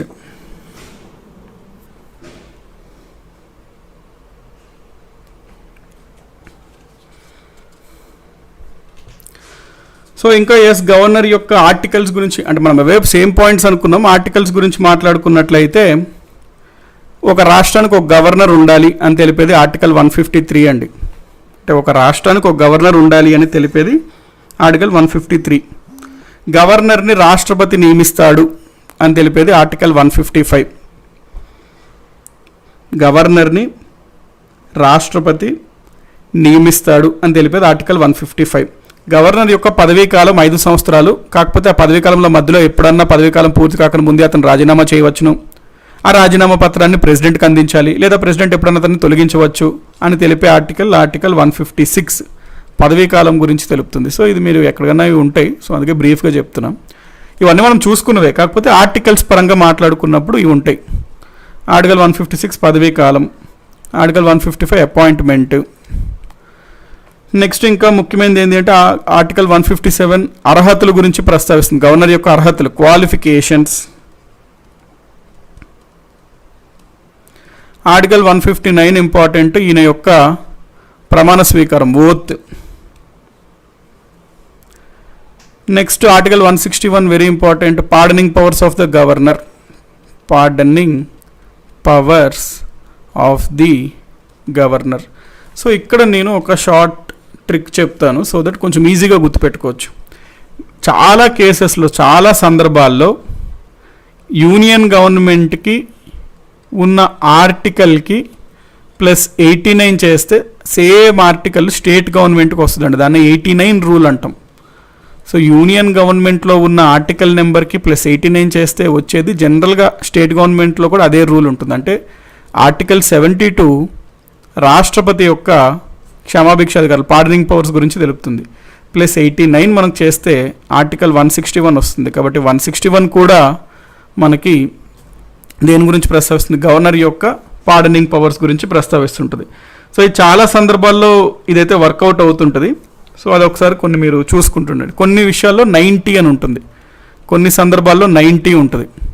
for example ordinance ఉందనుకోండి, ఆర్టికల్ 123, గవర్నర్ది అయితే ఆర్టికల్ 213. కాబట్టి కొన్ని విషయాల్లో +90 ఉంటాయి, కొన్ని విషయాల్లో +89 ఉంటాయి. సో జనరల్గా మనం దాన్ని బట్టి యూనియన్ గవర్నమెంట్, స్టేట్ గవర్నమెంట్ మనం చూసుకోవచ్చు. డానియల్ తలారి గారు ఏమడుతున్నారంటే, ఒక వ్యక్తిని కోర్టు దోషిగా ప్రకటిస్తే గవర్నర్ ప్రెసిడెంట్ వాళ్ళ శిక్ష తగ్గించడం ఎంతవరకు కరెక్ట్ అంటున్నారు. సో ఇక్కడ మీరు అర్థం చేసుకోవాల్సిన పాయింట్ ఏంటి అంటే, కోర్ట్ అంటే నార్మల్గా వాళ్ళన్నా ఏంటండి కోర్ట్ అన్నా, వాళ్ళన్నా వ్యక్తులే కదా, ఆఫ్టర్ ఆల్ వీఆర్ ఆల్సో హ్యూమన్సే కదా. So there is high chance humans కూడా తప్పులు చేయవచ్చు కదా ఇన్ జనరల్గా, అంటే కావాల్సుకొని కాకపోయినా అది సహజం అనమాట, అది న్యాచురల్. తప్పులు చేయకపోతే తప్పు. సో హ్యూమన్స్ కాబట్టి కోర్ట్ అన్న జనరల్గా జస్టిస్ డెలివరీలో కూడా తప్పు రావచ్చు. ఎందుకే ఇందాక మనకి వేముల మల్లికార్జున గారు అంటున్నారు, సార్ ఇందాక తొందరలో మీరు అది చెప్తున్నప్పుడు పొరబడ్డారు సార్, వేరేది ఏదో చెప్పారు అంటున్నారు. ద సేమ్ ఆన్సర్ దానికి కూడా, వీఆర్ హ్యూమన్స్ అండి. పొరబడకపోతే యాక్చువల్లీ అది రాంగ్, సంథింగ్ ఏదో అబ్నార్మాలిటీ ఉన్నట్టు అనమాట. ఒక ఫ్లోలో వెళ్తున్నప్పుడు అక్కడక్కడ హ్యూమన్స్ కాబట్టి కాస్త పొరబడచ్చు అనమాట. అది అర్థం చేసుకుంటే అది హ్యూమన్ నేచర్ అవుతుంది. అర్థం చేసుకోకుండా దాన్ని సార్ అక్కడ పొరబడి బరీద్, అది ఇన్హ్యూమన్ నేచర్ అంటాం అనమాట. ఇన్హ్యూమన్ అంటాం ఆ నేచర్ని. సో కిడ్డింగ్ మళ్ళీ ఆయన హట్ అవుతారు. సో ఏంటంటే కోర్టు ఉంది అంటే కోర్టు ఇచ్చే జడ్జిమెంట్స్ కూడా ఆబ్వియస్లీ ఎవరు మనుషులే కాబట్టి హ్యూమన్స్ అంటేనే there is a chance of error అండి. ఎక్కడన్నా ఆ ఛాన్స్ ఆఫ్ ఎర్రర్ ఉందే కాబట్టి ఇన్ కేస్ రెక్టిఫికేషన్కి వీలుగా ఉండడం కోసం మనకి రూల్ పెట్టారనమాట. ఎందుకంటే ఒక వ్యక్తి యొక్క ప్రాణాలు తీసేటప్పుడు ఆబ్వియస్లీ కొన్ని మనం ఇవ్వాలన్నమాట, బ్యాకప్స్ లాగా. న్యాచురల్ జస్టిస్, సహజ న్యాయ సూత్రాల్లో అదొక భాగం.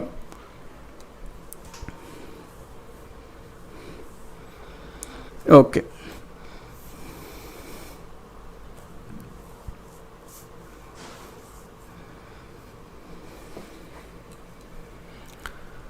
సో ఇవి నోట్ చేసుకోండి. +89 +90 ఉంటుంటాయి అక్కడక్కడ. ఓకే, ఫర్ ఎగ్జాంపుల్ మనము చూసుకున్నట్టయితే ఆర్టికల్ 76 దేని గురించి చెప్పుకుంటాము, అటార్నీ జనరల్ గురించి చెప్పుకుంటాం. సో 76 + 89 చేస్తే ఎంత వస్తుంది, ఆర్టికల్ 165 వస్తుంది. ఆర్టికల్ 165 ఇక్కడ మనకి అడ్వకేట్ జనరల్ గురించి చెప్తుంది. ఏజీ అడ్వకేట్ జనరల్ గురించి మనకి ప్రస్తావిస్తుంది.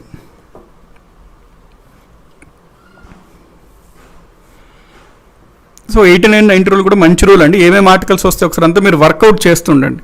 సో మీకు అది యూజ్ అవుతుంది, ఎప్పుడన్నా ఒకటి గుర్తుపెట్టుకుంటే సరిపోతుంది. నెక్స్ట్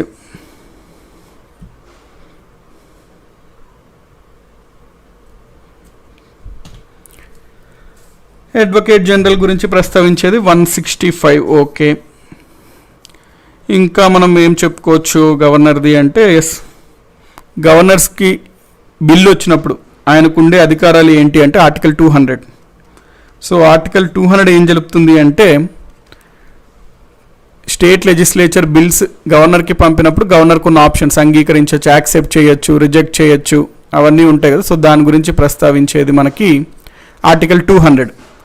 సో గవర్నర్ దగ్గరికి బిల్స్ వచ్చినప్పుడు గవర్నర్ వాటిని యాక్సెప్ట్ చేయొచ్చు, గవర్నర్ వాటిని రిజెక్ట్ చేయొచ్చు, గవర్నర్ వాటిని రిటర్న్ పంపచ్చు. ఒకసారి రిటర్న్ పంపిన దాన్ని మాత్రం మళ్ళీ ఖచ్చితంగా యాక్సెప్ట్ చేయాలి. అది తెలిపేది మనకి ఆర్టికల్ 200.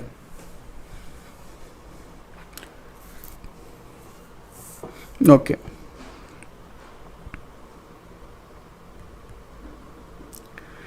నేను వాయిస్ రికార్డింగ్ చేసిన అవ్వడం మిస్టేక్ అవుతుంది, మిమ్మల్ని అనలేసారు. మల్లికార్జున్ గారు కంప్లీట్లీ ఆయన పాపం మనం తప్పు అంచనా వేసాం. ఆయన ఏంటంటే ఆయన క్వశ్చన్స్ అడుగుతున్నప్పుడు ఆయన వాయిస్ రికార్డింగ్లో చాట్ చేస్తున్నప్పుడు తప్పు అవుతుంది అంటున్నారు. అనవసరంగా మనం మల్లికార్జున్ గారిని పాపం తప్పుగా అనుకున్నాం. ఆయన్ని ఒకసారి గుడ్ అనేద్దాం పొగిడినందుకు, సో దట్ ఆయన హ్యాపీ ఫీల్ అవుతారు. అంటే ఆయన ఏంటంటే ఆయన వాయిస్ రికార్డింగ్ చేస్తున్నప్పుడు వాయిస్ రికార్డింగ్తో మెసేజ్ పంపిస్తున్నా సార్ చాట్, నేను అందులో తప్పులు అవుతున్నాయి అన్నట్టు అన్నారు. సో అది మనకి ఇందాక ఏంటంటే సంబంధానికి మళ్ళీ కమెంట్ ఇచ్చారనమాట. అది పొరపాట్లో ఫాస్ట్లో చెప్తున్నాడు, పొరపాట్లు అవుతుంటే నేను అది చూసి ఏందనుకుంటే నేను ఇట్లా అనుకున్నా, ఆయన సార్ ఆ ఫాస్ట్లో అదేదో రాంగ్ చెప్పారు అన్నారేమో అనుకుని అన్నా. So credit goes to Mallikarjun గారు.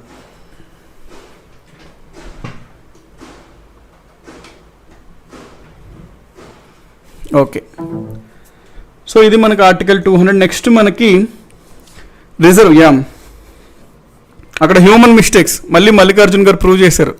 అక్కడ నేను మిస్టేక్ చేశాను, మల్లికార్జున అట్లా అన్నారేమో అని నేను మిస్టేక్ చేశాను. దట్ ఇట్ సెల్ఫ్ ఈసే అంటే ఒక కైండ్ ఆఫ్ మిస్టేక్ అనమాట. సో ఇట్ హ్యాపెన్స్, మళ్ళీ ప్రూవ్ అయింది.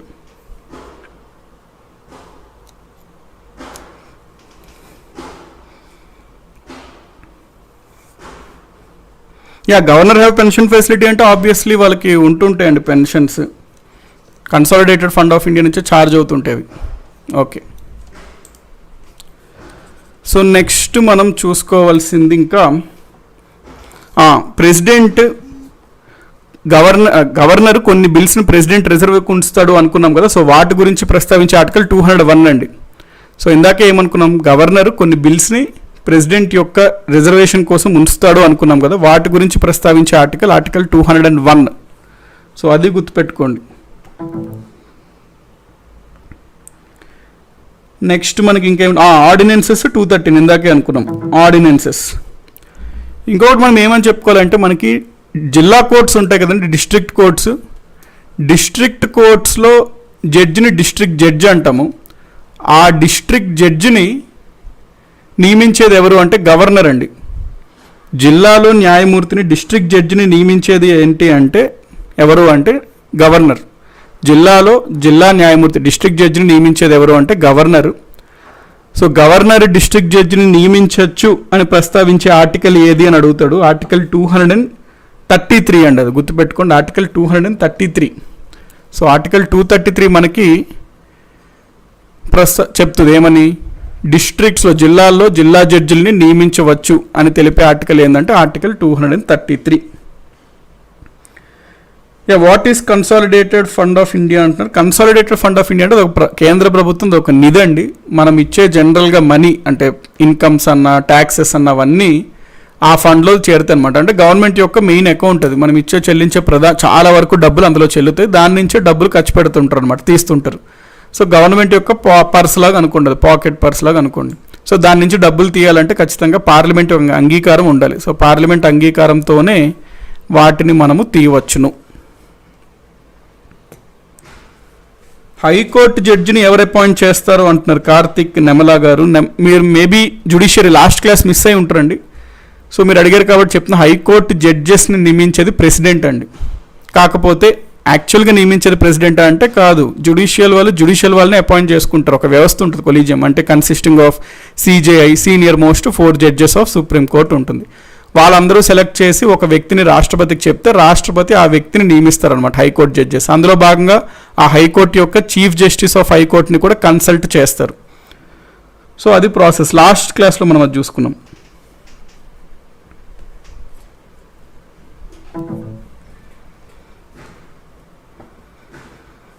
ఓకే, ప్లస్ ఇంకోటి ఏంటంటే మనకి సబార్డినేట్ కోర్ట్స్ అండి. అంటే హైకోర్ట్స్ కన్నా కింద ఉన్న కోర్ట్స్ ఏమొస్తాయి, డిస్ట్రిక్ట్ కోర్ట్స్ ఉంటాయి, మండలంలో మండల్ కోర్ట్స్ ఉంటాయి, చిన్న కోర్ట్స్ ఉంటాయి. అవన్నీ చిన్న కోర్ట్స్ సబార్డినేట్ కోర్ట్స్ అంటాం. సో సబార్డినేట్ కోర్ట్స్లో జడ్జెస్ని నియమించేది ఎవరు అంటే జూనియర్ సివిల్ జడ్జి, ఇట్లా జడ్జెస్ని నియమించేది గవర్నరే అనమాట. అంటే అదర్ దాన్ డిస్ట్రిక్ట్ జడ్జిని కూడా కొన్ని జడ్జెస్ని గవర్నరే నియమిస్తాడు. సో దాని గురించి ప్రస్తావించే ఆర్టికల్ ఏంటి అంటే 234. అది ఆర్టికల్ 234. ఆర్టికల్ 233 ఏంటి, డిస్ట్రిక్ట్ జడ్జిల నియామకం. ఆర్టికల్ 234 ఏంటి, డిస్ట్రిక్ట్ జడ్జి కాకుండా ఇతర జడ్జిల యొక్క నియామకం, గవర్నర్లు చేసే నియామకం అనమాట. So article 234. ఈ ఆర్టికల్స్ గుర్తుపెట్టుకోండి. అదేనండి ప్రశాంత్గా 234 ఏం చెప్తుంది సార్ అన్న. 234 ఏంటంటే ఒక రాష్ట్రంలో జిల్లాల్లో జిల్లా జడ్జిల్ని గవర్నర్ నియమిస్తాడు అని చెప్పేది ఆర్టికల్ 233. జిల్లా జడ్జే కాకుండా ఇతర జడ్జిల్ని కూడా లోవర్ లెవెల్ ఆఫ్ కోర్ట్స్లో నియమించేది గవర్నరే. సో డిస్ట్రిక్ట్ జడ్జి కాకుండా వేరే జడ్జెస్ యొక్క నియామకం గురించి ప్రస్తావించే ఆర్టికల్ 234.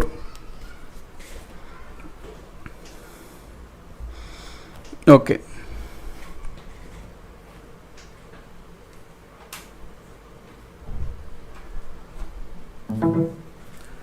సో దీంతో మనకి గవర్నర్ టాపిక్ అయింది. ఇంకా చీఫ్ మినిస్టర్ చూసుకున్నట్లయితే దాదాపుగా మనకి చీఫ్ మినిస్టర్ అన్ని సేమ్ పాయింట్స్ అండి. మనం ప్రైమ్ మినిస్టర్ ఏదైతే చూసామో సేమ్ పాయింట్స్ అనమాట. ఏదైతే మనకి ఇక్కడ ఎన్నికలు జరుగుతాయి, ఎలక్షన్స్ జరుగుతాయి. ఎలక్షన్స్లో ఏ పార్టీకి అయితే మెజారిటీ వస్తుందో ఆ పార్టీ యొక్క లీడర్ని ప్రెసిడెంట్ నియమిస్తాడు. అంటే ఆ పార్టీ యొక్క గవర్నరు చీఫ్ మినిస్టర్గా నియమిస్తాడు. సో జనరల్గా ఒక పార్టీ ఏదైనా కూటమిలాగా ఏర్పడ్డాయి అనుకోండి, ఆ కూటమి యొక్క నాయకుడిని నియమించి ఆ కూటమి యొక్క బలం నిరూపించుకోమంటాడు గవర్నర్. ఒక నెల లోపల నీకు నెల టైం ఇస్తున్నాను, ఆ నెల లోపల నువ్వు విశ్వాస తీర్మానం కాన్ఫిడెన్స్ ఓటు పెట్టుకొని నిరూపించుకో, దాంతో నిన్ను ముఖ్యమంత్రిగా కొనసాగనిస్తానని గవర్నర్ అంటాడు. సో అతన్ని గవర్నర్గా పెడతారు.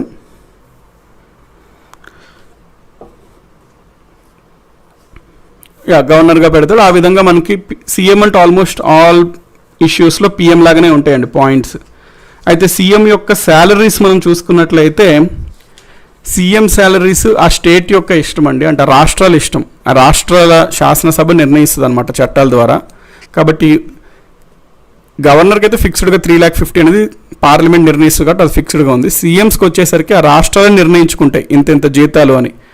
అందుకనే మనకి సీఎం యొక్క శాలరీ వచ్చేసరికి ఒక్కొక్క రాష్ట్రానికి ఒక్కొక్కలాగా ఉంటాయి శాలరీస్. అందుచేతనే మనకి ఏంటంటే హయ్యెస్ట్ శాలరీ ఎవరికి ఉంది అంటే ఒక్కొక్క స్టేట్కి ఉంటుంది. ఇప్పుడు మనకు ప్రస్తుతం ఉన్న ఏ స్టేట్ సీఎంకి హయ్యెస్ట్ శాలరీ ఉందంటే మన కేసీఆర్ గారికి ఉంది. మన కేసీఆర్ గురించి తెలిసిందే కదా, తను చెప్పిందే రూల్ అనమాట. కాబట్టి ఇప్పుడు ప్రెజెంట్ హయ్యెస్ట్ శాలరీ ఉన్న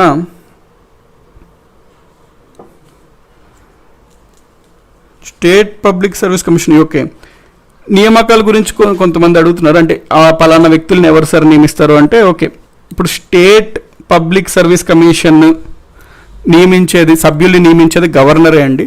కాకపోతే వాళ్ళని తొలగించేది వచ్చేసరికి ప్రెసిడెంట్ అనమాట. ఆ పాయింట్ గుర్తుపెట్టుకోండి.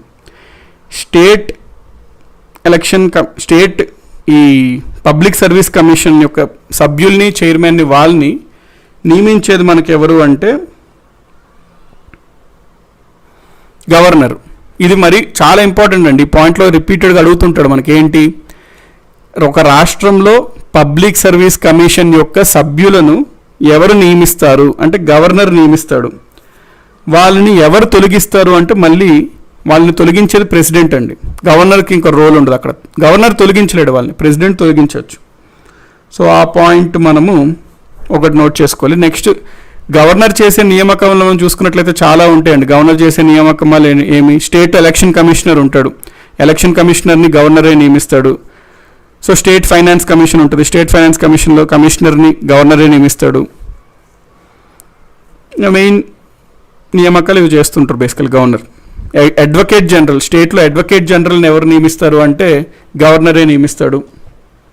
సో ఈ పాయింట్స్ కూడా నోట్ చేసుకోండి. నెక్స్ట్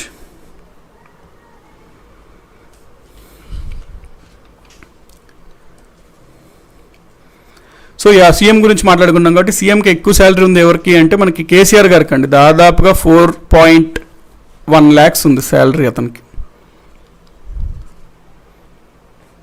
కేసీఆర్కి తెలంగాణ, కేసీఆర్ అంటాం కదా, తెలంగాణ సీఎం అంటాం కరెక్ట్, 4.1 lakhs. ఆంధ్రప్రదేశ్ సీఎంకి 3.35 లక్షలు, 3.35 lakhs.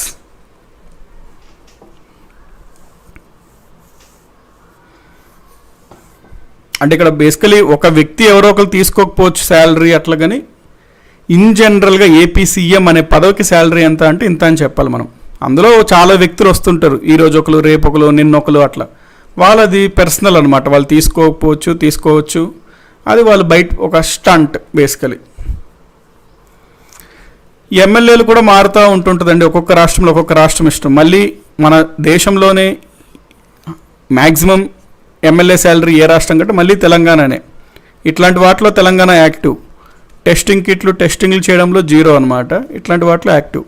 తెలంగాణలో ఒక్కొక్క ఎమ్మెల్యే శాలరీ 2.5 lakhs, 2.5 లక్షలు.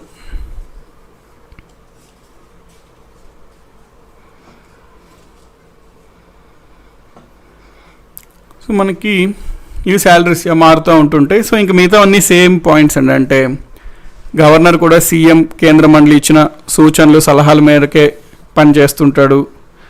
అది మనకి ఆర్టికల్ 163. అక్కడ ఏంటి మనకి ఆర్టికల్ 74. ఆర్టికల్ 74 అక్కడ ఏం తెలుపుతుంది, president PM and council of ministers ఇచ్చిన సలహా సూచనల మేరకు వ్యవహరిస్తుంటాడు అని ఉంటుంది కదా, దానికి +89 చేశారనుకోండి, వచ్చేది ఆర్టికల్ 163. సో ఆర్టికల్ 163 ఏం తెలుపుతుంది? గవర్నర్ ఈ సీఎం కౌన్సిల్ ఆఫ్ మినిస్టర్స్ ఇచ్చే సూచనల ప్రకారం నడుచుకుంటాడు అని ఉంది. నెక్స్ట్ మనం ఈ ఒక్క ఆర్టికల్ గుర్తుపెట్టుకోండి. జనరల్గా ఈ రిలేషన్, వీళ్ళిద్దరి మధ్యన రిలేషన్స్లో ఈ ఆర్టికల్ గుర్తుపెట్టుకోండి సరిపోతుంది. నెక్స్ట్ మనం చూసుకోవాల్సింది స్టేట్ లెజిస్లేచర్. ఇంకా కౌన్సిల్ ఆఫ్ మినిస్టర్స్ అన్న అంతే, సేమ్ అవే పాయింట్స్ ఉంటాయి. మనం చూసుకోవాల్సింది స్టేట్ లెజిస్లేచర్. నెక్స్ట్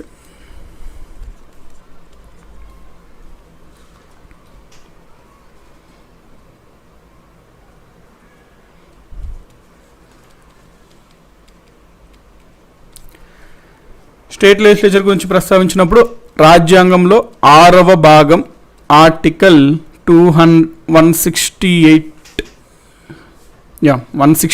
to 212 మనకి స్టేట్ లెజిస్లేచర్ గురించి ప్రస్తావిస్తుంది. స్టేట్ లెజిస్లేచర్ అంటే మనకి కొన్ని రాష్ట్రాలలో ఒకటే సభ ఉంటుంది, అంటే లెజిస్లేటివ్ అసెంబ్లీ, శాసనసభ మాత్రమే ఉంటుంది.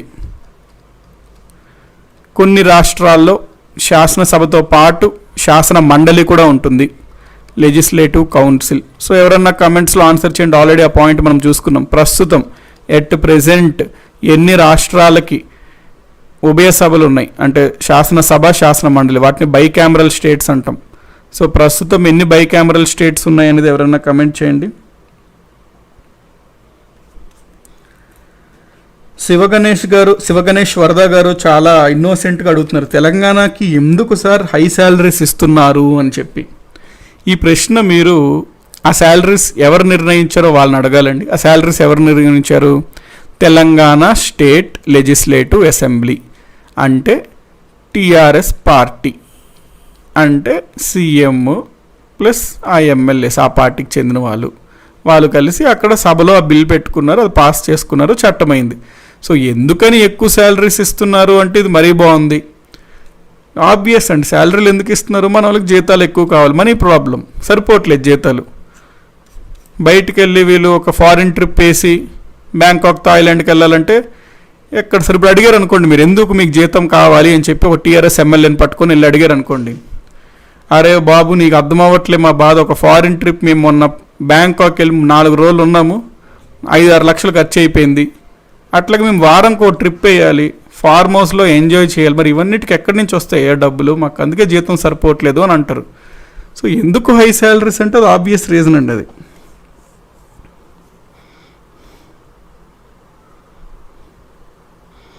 యా 7 అని కొంతమంది అంటున్నారు, 6 అంటున్నారు, నవీన్ గారు 6, అంజలి 6, యస్మిన్ సాధ్య గారు 14 అంటున్నారు. 14 ఎక్కడ అండి మీకు?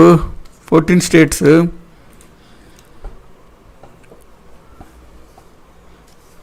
నిమ్మల సందీప్ కుమార్ 5 అంటున్నారు, మల్లికార్జున్ వేముల 4, అంజలి బమ్మిడి 6 అన్నారు ఆవిడ. అంజలి బమ్మిడి 6 అని చెప్పి 66 చేస్తారు లాస్ట్కి. సునీతా మోహన్ అయితే లిస్ట్ ఇచ్చేసారు, ఇట్లా కాదు ఇంకా లిస్ట్ ఇచ్చి పడేద్దామని ఏపీ, తెలంగాణ, యూపీ, బీహార్, మహారాష్ట్ర, కర్ణాటకని లిస్ట్ ఇచ్చి పడేశారు. So appreciate her efforts. So మొత్తం మీద మనకైతే 6 రాష్ట్రాలు ప్రస్తుతానికి ఉభయ సభలు ఉన్నాయి.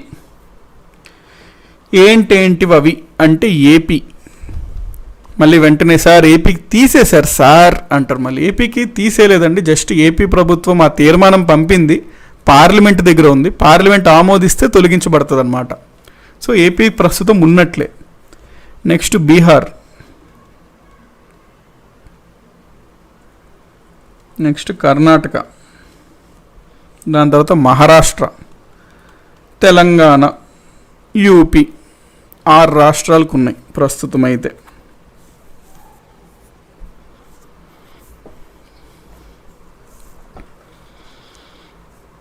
ఓకే, ఇప్పుడు ఈ లెజిస్లేటివ్ శాసన మండలి గురించి కాస్త ప్రస్తావించుకుందాం, ఎందుకంటే ఏపీలో బాగా వేడావేడిగా చర్చ జరిగింది కాబట్టి ఒకసారి ఆ శాసన మండలి గురించి కూడా చూసుకున్నట్లయితే బెటర్. శాసన మండలి అంటే లెజిస్లేటివ్ కౌన్సిల్.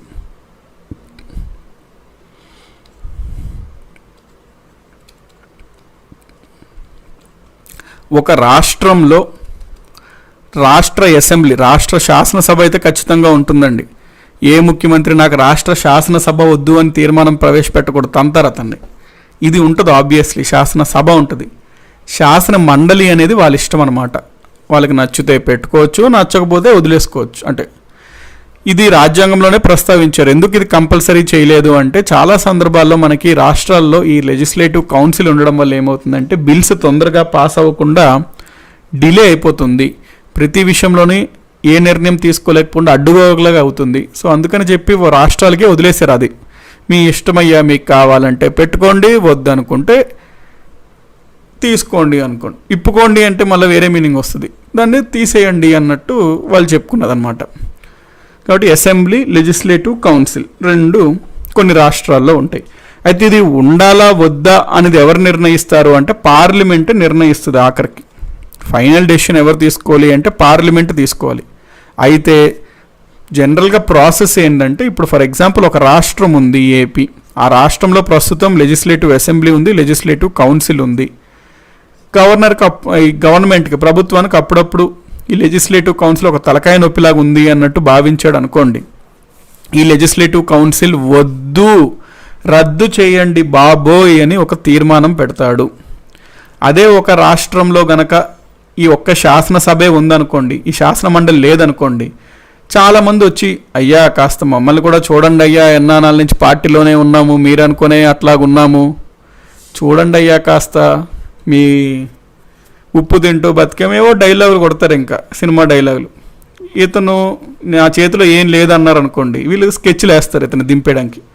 సో ఇట్లాంటి క్యాండిడేట్స్లు అందరూ ఉంటారు. మరి వాళ్ళని ఏదో ఒకటి ఇచ్చి కూల్ చేయాలి కాస్త.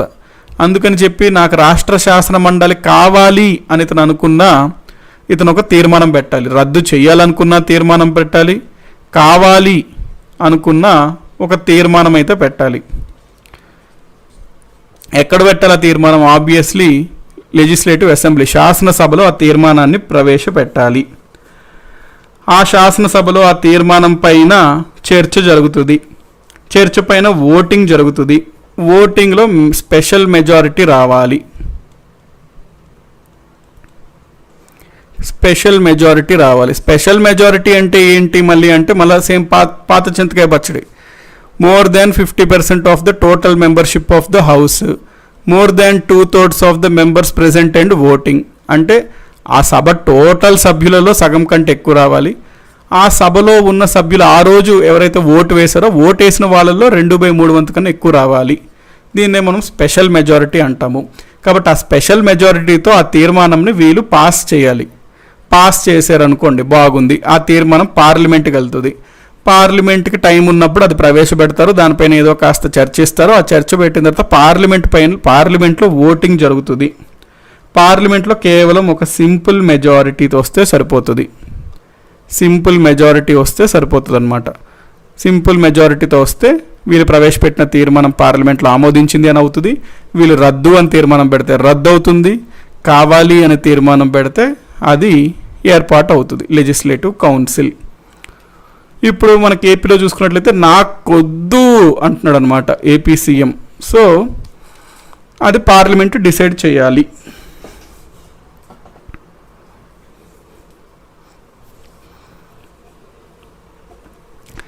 ఇది శాసన మండలి గురించి.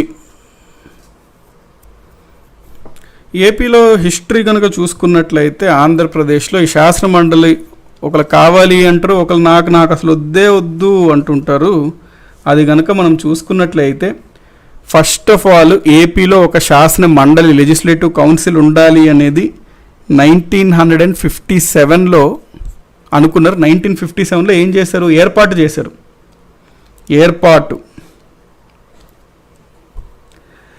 1985లో ఎన్టీఆర్ వచ్చాడు, సీనియర్ ఎన్టీఆర్. మా తెలుగు బిడ్డలకి ఇది వద్దు అని లెజిస్లేటివ్ కౌన్సిల్ అని చెప్పి రద్దు చేసేసాడు పాపం ఆయన. మాకు ఇది కావాలి అని 2007లో వైఎస్ఆర్ గారు మళ్ళీ ఏర్పాటు చేశారు.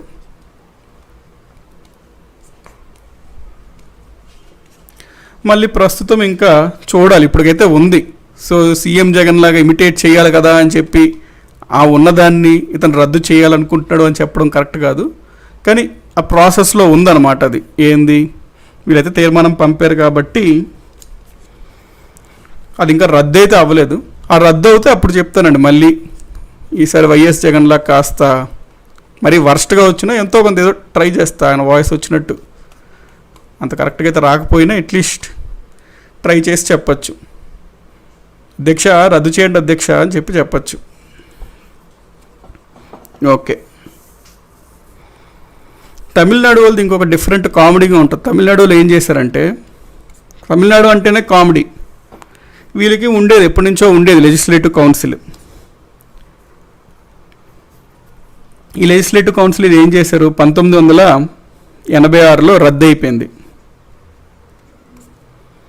1986లో రద్దు అయిపోయింది. వీళ్ళు 2010లో ఏం చేశారు, తమిళనాడు వాళ్ళు మాకు కావాలి అని తీర్మానము పార్లమెంట్కి పంపారు. సరే ముచ్చట పడుతున్నారు కదా అని పార్లమెంటు 2010లో వాళ్ళొక చట్టం చేశారు. తమిళనాడు లెజిస్లేటివ్ కౌన్సిల్ యాక్ట్ 2010 చట్టం చేశారు. ఆ చట్టం ప్రకారంగా తమిళనాడులో ఒక శాసన మండలి అయితే ఏర్పాటైంది. కాకపోతే ఆ చట్టం అమలుకి వచ్చే కొన్ని రోజుల ముందు వీళ్ళు మళ్ళీ ఏం చేశారు, తమిళనాడు వాళ్ళు 2011లో ఇంకొక తీర్మానం తమిళనాడులో ప్రవేశపెట్టి వీళ్ళు మళ్ళీ నాకు వద్దు అన్నట్టు వీళ్ళు మళ్ళీ ఒక తీర్మానం పాస్ చేసుకున్నారు. దాంతో ఆ చట్టం అమల్లోకి రాలేదు. ఎందుకు కావాలండం పాపం, ఎందుకు పార్లమెంట్కి పంపడం, పార్లమెంట్ వాళ్ళు ఎందుకు వాళ్ళ టైం అంతా పెట్టి అది ఏర్పాటు చేయడం, అది మళ్ళీ అమల్లోకి వచ్చే కొంచెం ముందు మళ్ళీ వద్దండం ఎందుకు. సో మరి అదే మరి అది జరిగింది అట్లా అక్కడ.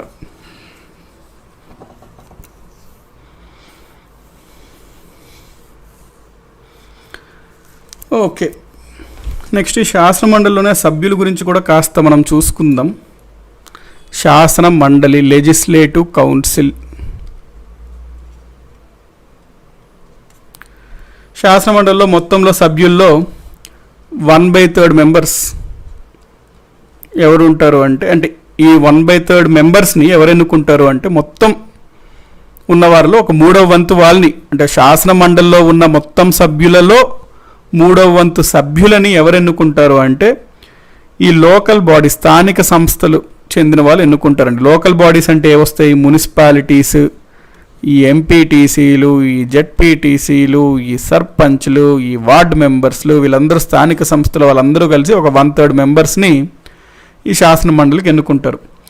ఇంకొక 1/12 మెంబర్స్ని గ్రాడ్యుయేట్స్, ఆ రాష్ట్రంలో గ్రాడ్యుయేట్స్ అనేవాళ్ళు ఎన్నుకుంటారు. ఇంకొక 1/12ని ఆ రాష్ట్రంలో ఉన్న టీచర్స్ ఎన్నుకుంటారు. మళ్ళీ టీచర్స్ అంటే ఇందులో టెక్నికల్గా వెళ్ళొద్దు, మోర్ దాన్ సెకండరీ కంటే ఉండాలి, 3 years స్టాండింగ్గా ఉండాలి, ఆ టెక్నికల్ డీటెయిల్స్ అవసరం లేదు. 1/12 టీచర్స్ ఎన్నుకుంటారు. అంటే సభ్యుల్లో 1/12 మెంబర్స్ని టీచర్స్ ఎన్నుకుంటారు. ఇంకొక 1/3 మెంబర్స్ని ఆ రాష్ట్రంలో ఉన్న రాష్ట్ర శాసనసభ వాళ్ళు ఉంటారు కదా, ఎమ్మెల్యేలు ఉంటారు కదా, ఆ ఎమ్మెల్యేలు, ఆ రాష్ట్రంలో శాసనసభ ఎమ్మెల్యేస్ ఎన్నుకుంటారు ఒక 1/3 మెంబర్స్ని. ఇంకెంత మిగిలింది మనకి, ఆ రిమైనింగ్ ఇంకెంతైతే మిగిలిందో వాళ్ళని, అంటే 1/6 అయింది అనుకున్నా తెలిసి, ఇక్కడికి 5/6 అయింది ఇక్కడికి, ఇంకా 1/6 మిగులుతుంది. ఈ 1/6ని మనకి గవర్నర్ నామినేట్ చేస్తాడు. అయితే ఇది ఆంగ్లో ఇండియన్స్ కాదనమాట నామినేట్ చేసేది. నామినేట్ చేసేది ఏంటంటే మళ్ళీ మనం ప్రెసిడెంట్ ఏ విధంగా అయితే రాజ్యసభకి ఆయా కళలో బాగా నిష్ణాతులు ఉన్నారో వాళ్ళని ఏ విధంగా అయితే నామినేట్ చేస్తారో, persons with extra ordinary capacity, talents, service అందించారు బాగా దేశానికి, అట్లాంటి వాళ్ళని ఒక 1/6 మెంబర్స్ని గవర్నర్ నామినేట్ చేస్తాడు. వీళ్ళకి జరిగే ఎన్నిక, వీళ్ళు ఎన్నుకునే మళ్ళీ ఎన్నిక ఏంటంటే ఆ single transferable board, proportional representation system, ఆ పద్ధతి ఉంటుంది కదా, ఆ పద్ధతేనండి.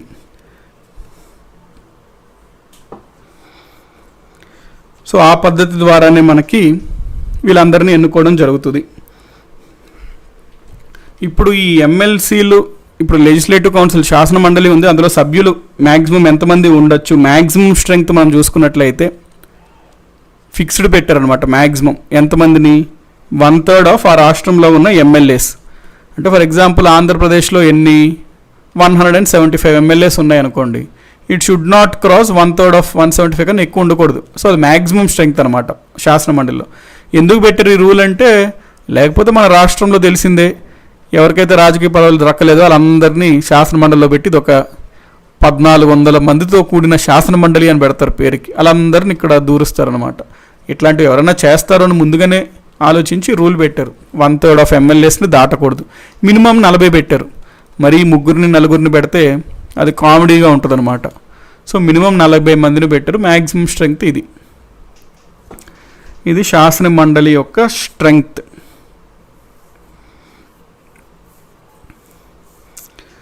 సో ఇవ్వండి మనకి మళ్ళీ సేమ్ ప్రెసిడెంట్కి ఏ విధంగా అయితే సభని సమన్ చేస్తాడు, సభని ఆపుతాడు, ప్రోరోగ్ చేస్తాడు, సభని అంటే ఈ లోక్సభని ఏ విధంగా అయితే డిజాల్వ్ చేస్తాడో సేమ్ అధికారాలు గవర్నర్కి కూడా ఉంటాయి. సమావేశం ఏర్పరుస్తాడు, సమావేశాన్ని ముగిస్తాడు, లోక్సభని లేకపోతే అసెంబ్లీని